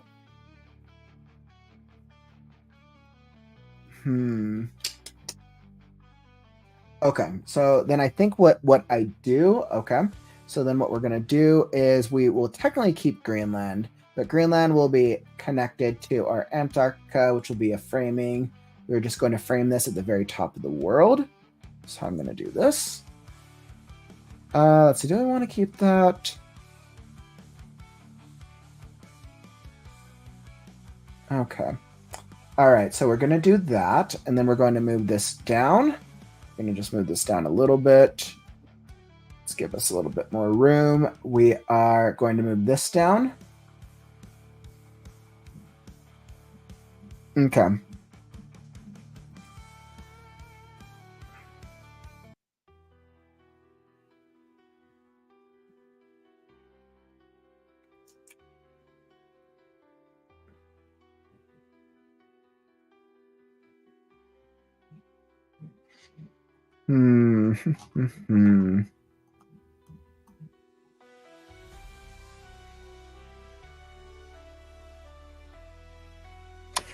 Okay, so then I think I'm going to use this as a framework. Interesting. So now that I have three separate land masses, let's see. My computer hates me so much right now because I'm messing around with shaders in Minecraft. Had a great time today. Good laugh. Happy to keep you entertained, Courtney. Thanks for joining me today. All right. So now that we have this, okay.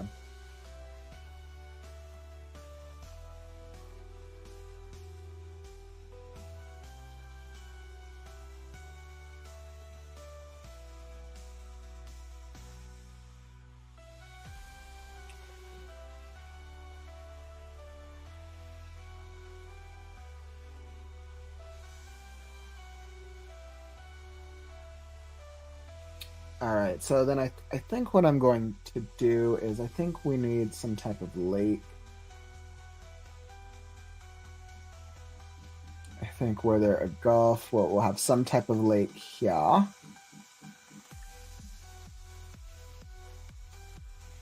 Okay. I think we keep a lake there.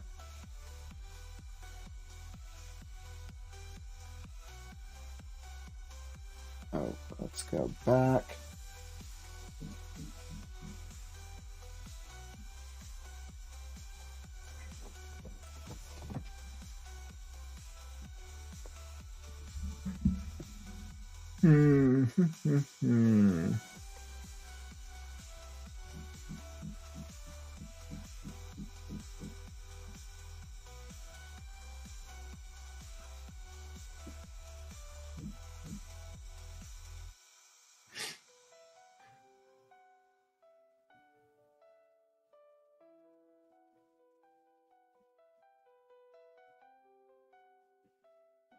Okay. Okay. This is what I'm going to do. So then essentially what I do is technically then there's a whole nother continent. There's a whole nother area to explore, which it's not going to pertain to the main story. So what I'm going to do is I focus on fleshing out the first area. Okay.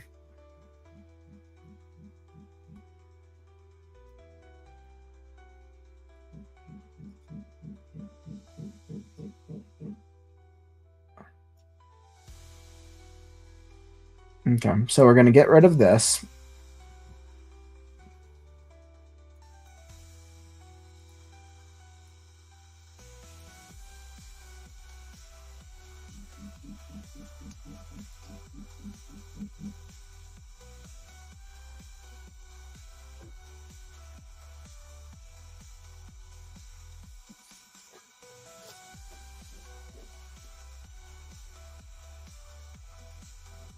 All right, and then let's see, we're going to expand this out. We're just going to make some of these proportions bigger.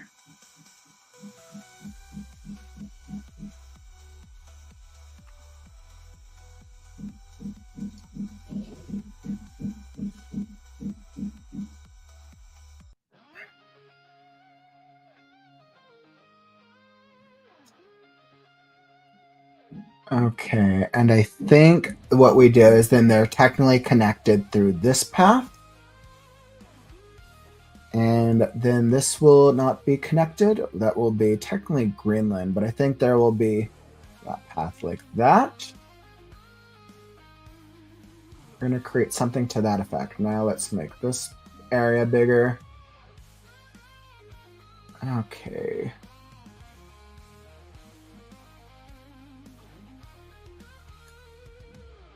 Let's see.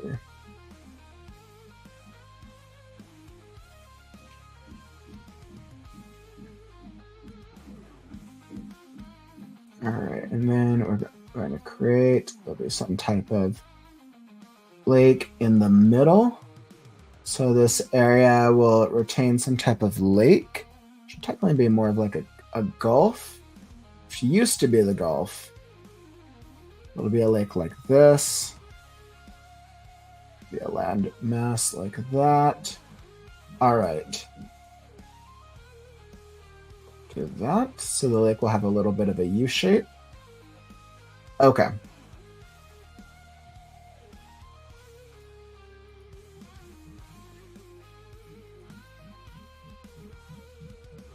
And I'll make this a little bit. It's going to be a little bit more of a peninsula. All right. So I think I have enough of a framework here. I think this is going to be the basic framework that I use for this.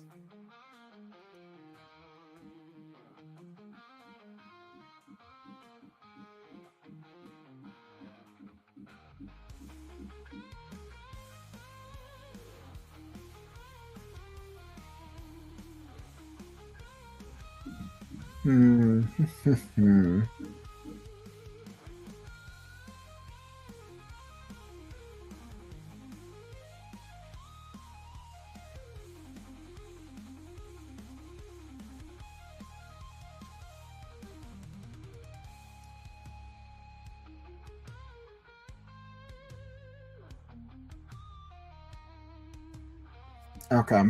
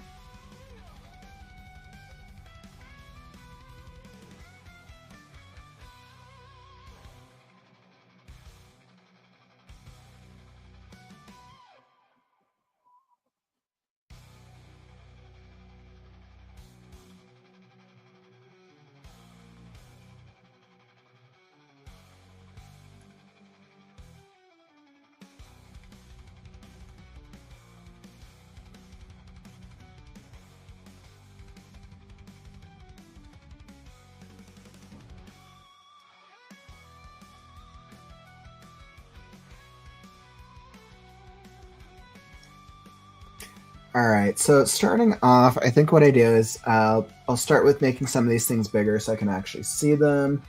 Let's see, that's the opacity.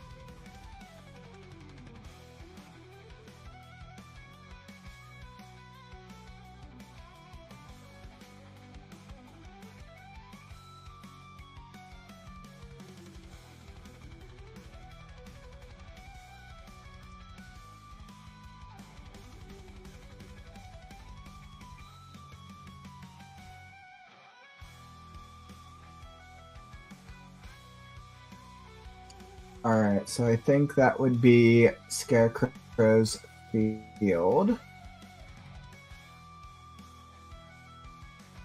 Nope. All right, let's add another one. What if I did this? Okay, so it just changes it. Okay, let's go to woods, foliage, jungle trees.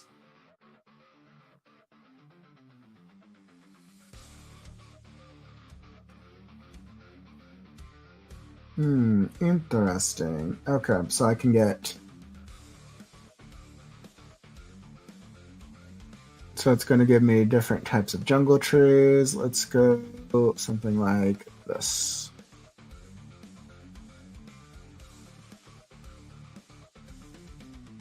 Because this is. Nope.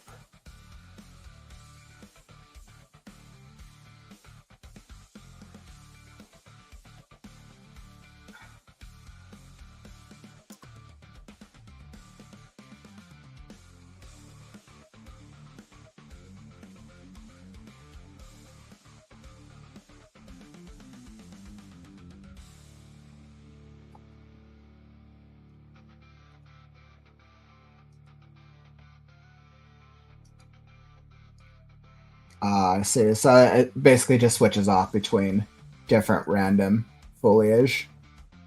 Interesting. Okay. Interesting. Okay, well, that's fine. Okay, we're just going to play around for a second. Let's see what we got. Oh.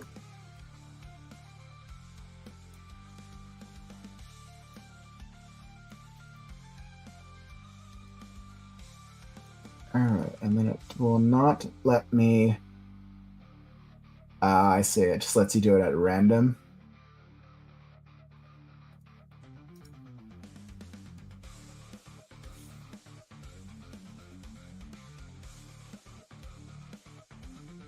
Okay.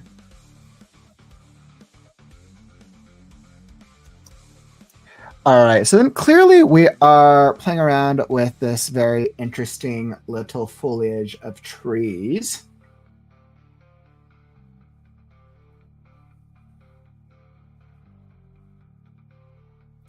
Interesting.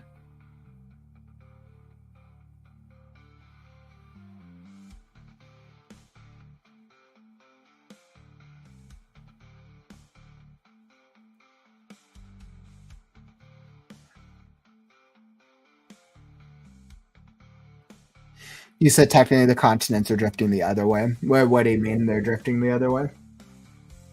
Clarify.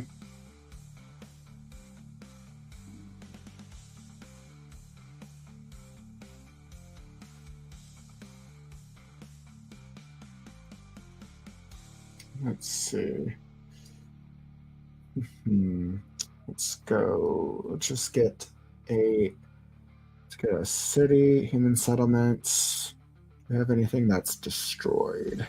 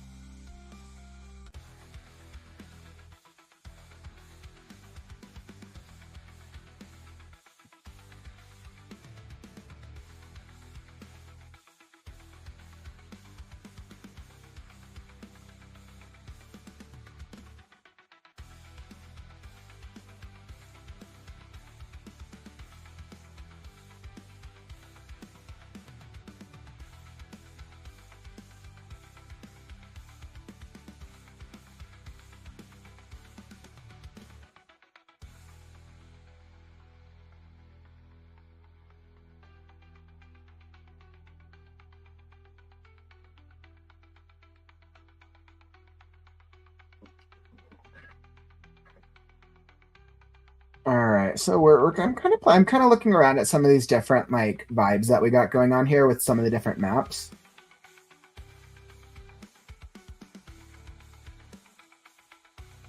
Yeah, I kind of wanted to see what like different options it was giving me for like for buildings. Because technically there's a civilization there, but I got to figure out, do I want it to be like a destroyed? Technically, most of the things are destroyed by this day and age. Hmm. Actually, this might be the way to go. Yes. Okay, I think this is the way. This is a ruined human settlement. City ruins, city ruin, ruins.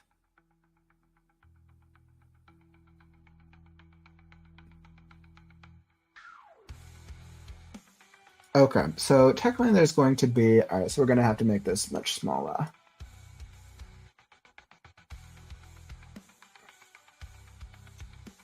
Okay, so technically this is going to be super small.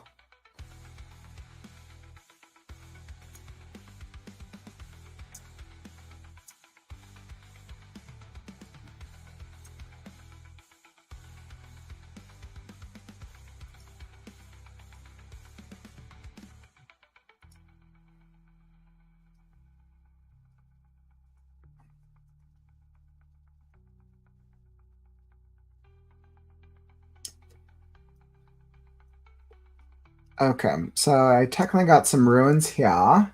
And then let's go back to our clamp. And then we got, let's see what I want to add. City ruins, because it's technically got city ruins around it.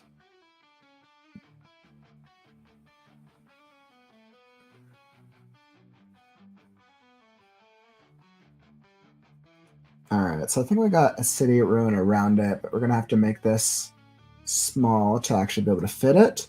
It's interesting, it's becoming very blurry. So we'll see. It's because the scale. All right, well we'll see how fine this lets us go. So we will try it out and see how it looks.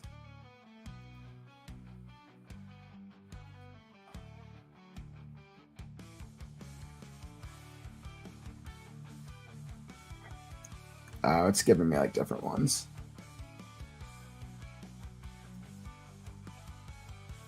Village.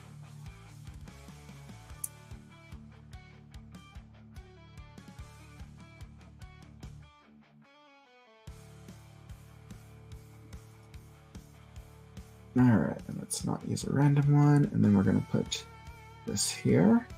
We're basically just going to surround this.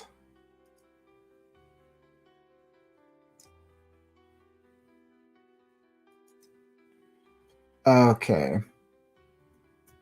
Oh.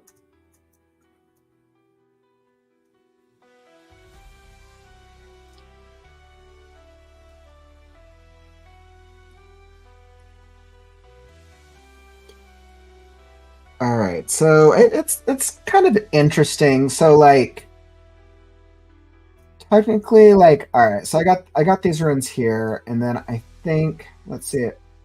Okay, and then I can basically move that. Good, good. All right, so let's see if it will let me just move all of these. Perfect. It'll just let me move them over.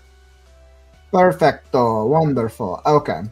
So this is perfect. Then I can just spread this out a little bit and I can make a little bit more room for my city of ruins. We're going to just give that a little bit more space because we're going to have to put a little, I'm going to have to expand this out. All right. And then let's create some more landmass. We don't need it that big. Let's go 50.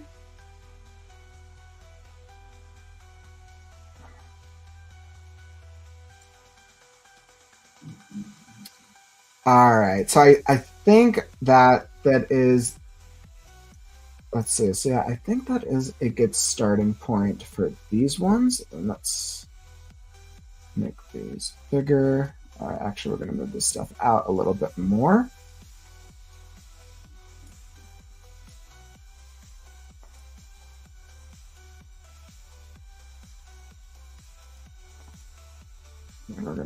these bigger.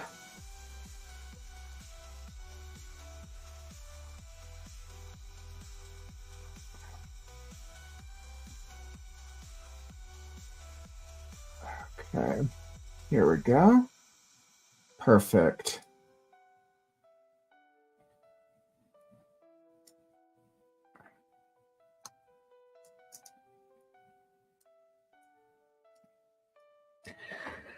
Okay, so I think I think that works for being at the center of this, but I think because there's territory to explore here, I think I need to make this area bigger. And so this forest is going to spread out in a good direction.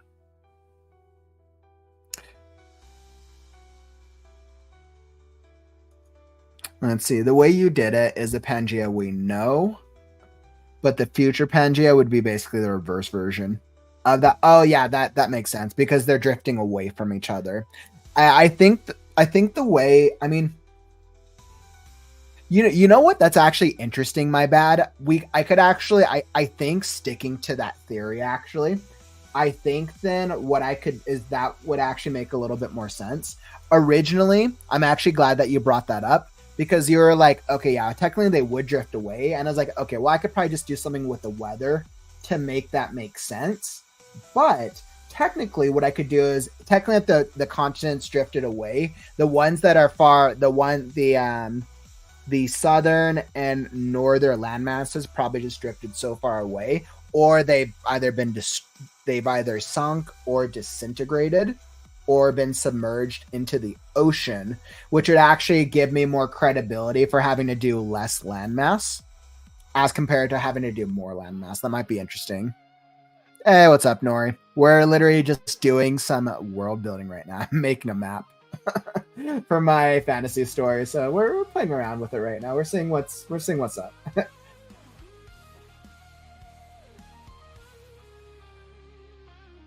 Okay, so I think with this, I think I need to continue making this. I need to make this forest bigger because I think I'm going to have to make more spread out. We're going to move this Scarecrow's field somewhere like that. We're going to move this farther away.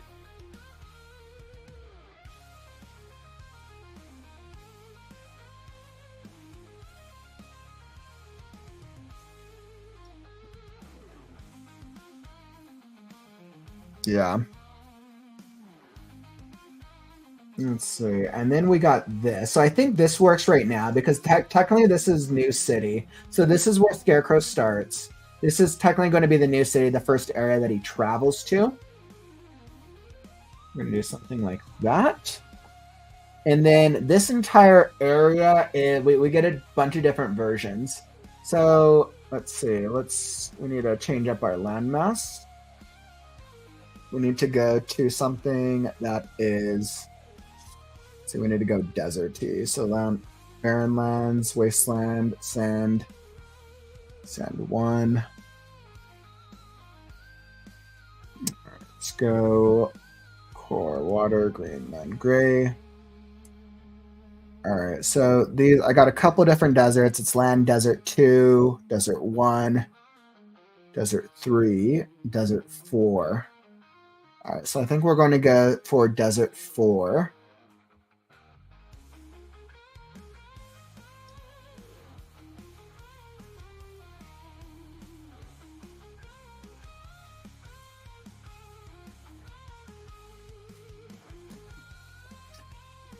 Okay, so this is it. I just need to change my brush size. Okay, so technically this is going to be desert right here. Although I guess right now this is coming across that it's kind of looking a little bit more like a wastelands. Do I want that? I mean,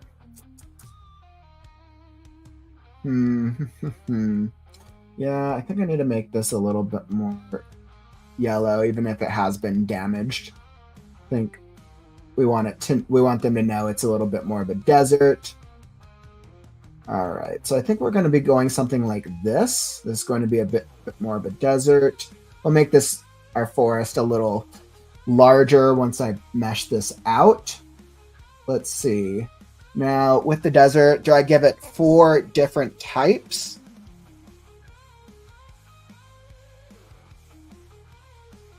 Hmm.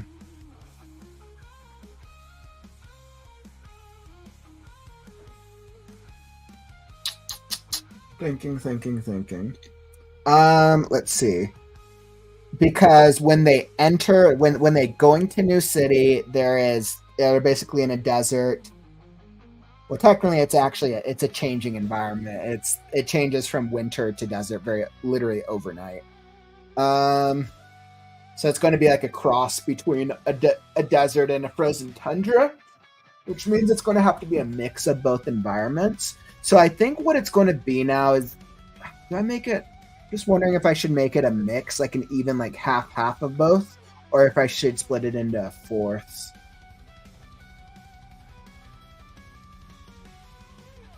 Okay. Well, I think maybe I don't split it evenly. Maybe I do something like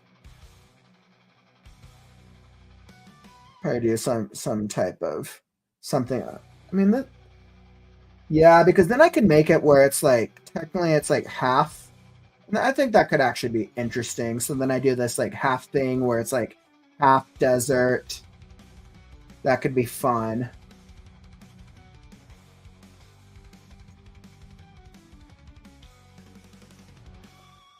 Okay. So yeah, I think that would be fun. And then the other half will be more luscious, more land, green land. And then I need to open the catalog. Oh, let's see. So there's the brush size.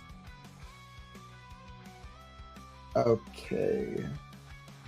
And this probably if I just want to change it. Yeah, that's more just for color effect. But I kind of like that. I like that this has the different pre-built textures. This is a barren land. Let's go down to winter because we got some. Let's see, where was the winter options? Ice and snow. So we're not ice. We need more snow.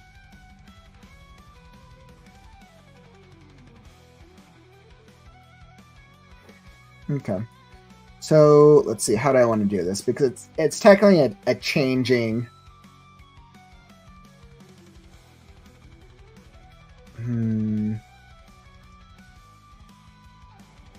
Actually, you know what I can do is maybe I add some type of like cloud, add some type of cloud effect. So I'll do little patches.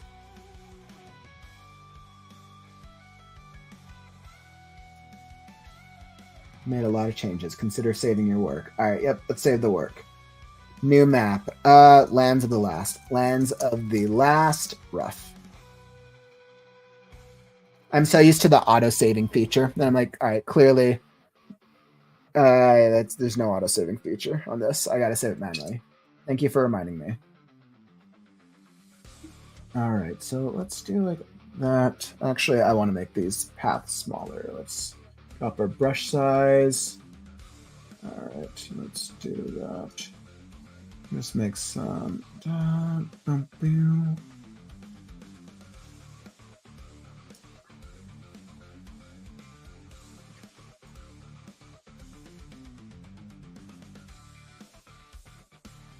Okay, so we're gonna do something like that. Okay.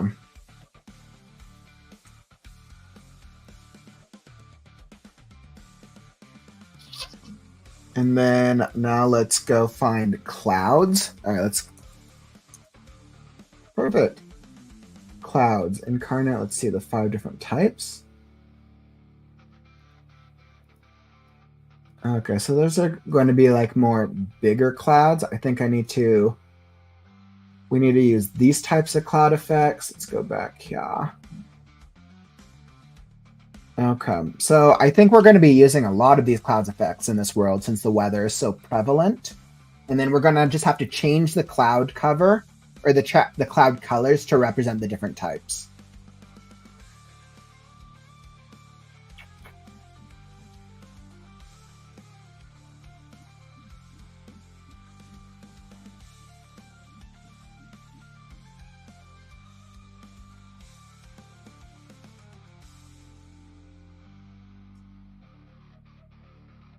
Okay, and then let's go layer. It's in the 1.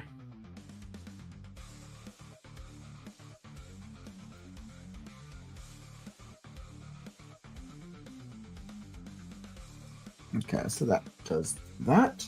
All right, so let me see if I can remember how to color these. Let's see, advanced settings, placement.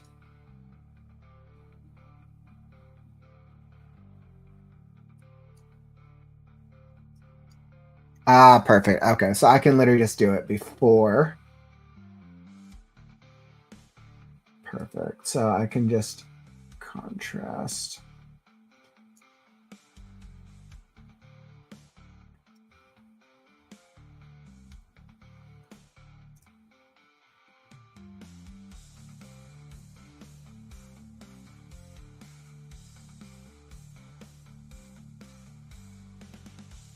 All right, there we go. So we're going to get these like kind of red looking clouds. We can just adjust that placement. Auto select randomize angle. Ah, perfect. Okay, so that's interesting. So this way I can actually, you can adjust the, how they appear then each time. Okay, so we're going to do something like this.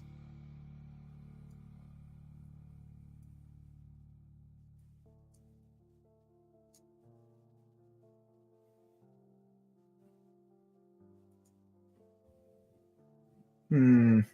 Hmm.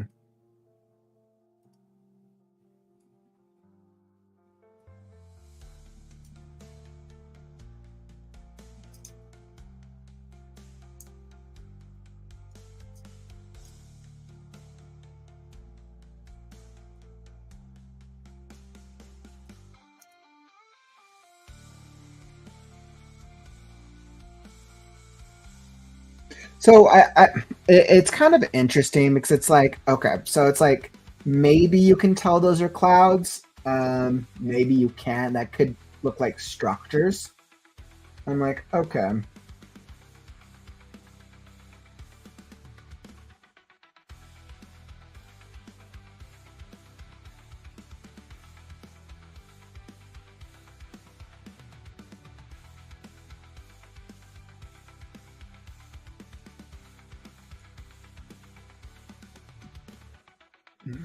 All right, so I'm wondering if I can like play around with this like cloud effect to basically add these clouds over it.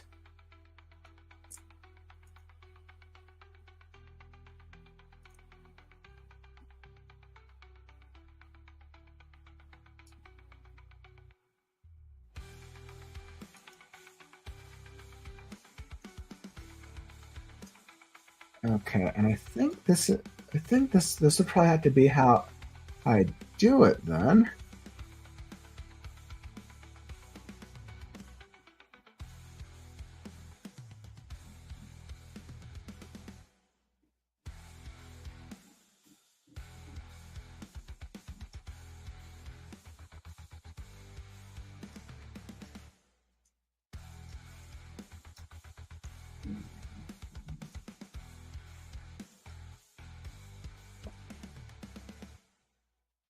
Okay. So it's interesting, where we're doing some interesting things.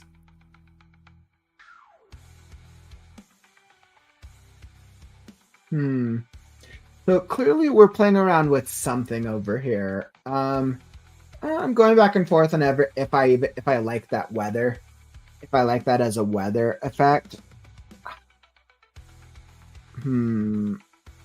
I think for now, I think I need to just leave the.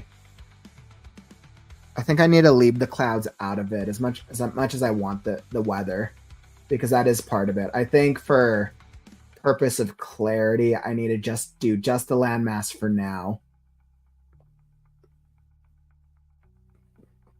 Yeah, I think that's just going to make it easier.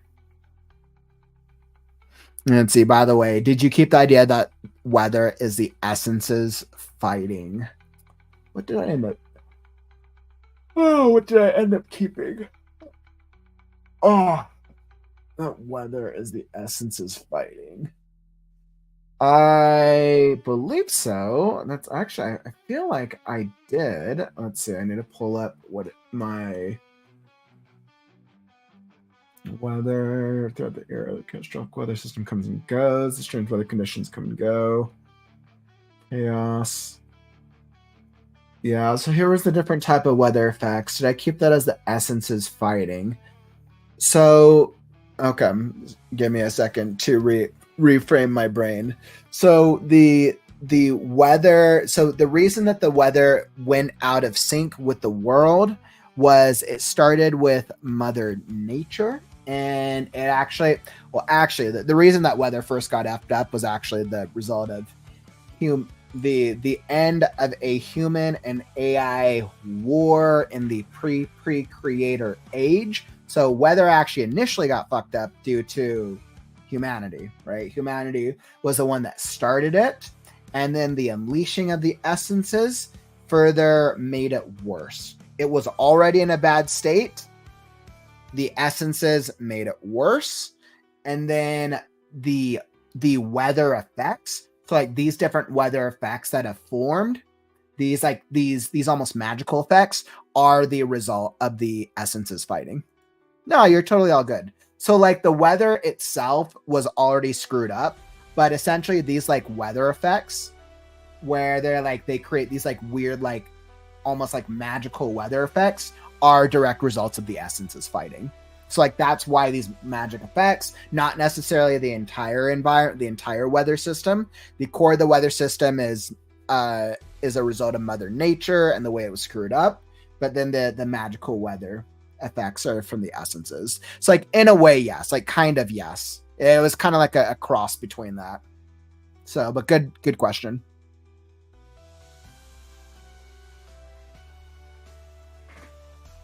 Awesome. Okay. Well, all right. I'm kind of like I'm thinking through. So, all right. So clearly, I made a start. I made a start for something that I was going towards. So I actually think what I'm going to do is I'm probably just going to delete this. I think what I'm going to do is I'm going to create this type of landmass looking thing. I'm going to create something like this. Okay, so I'm going to save this.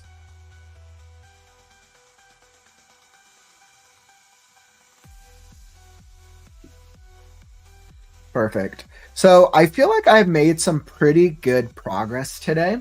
I love I love the start. I clearly spent a lot of time kind of practicing and understanding the program, but I think that was all necessary things.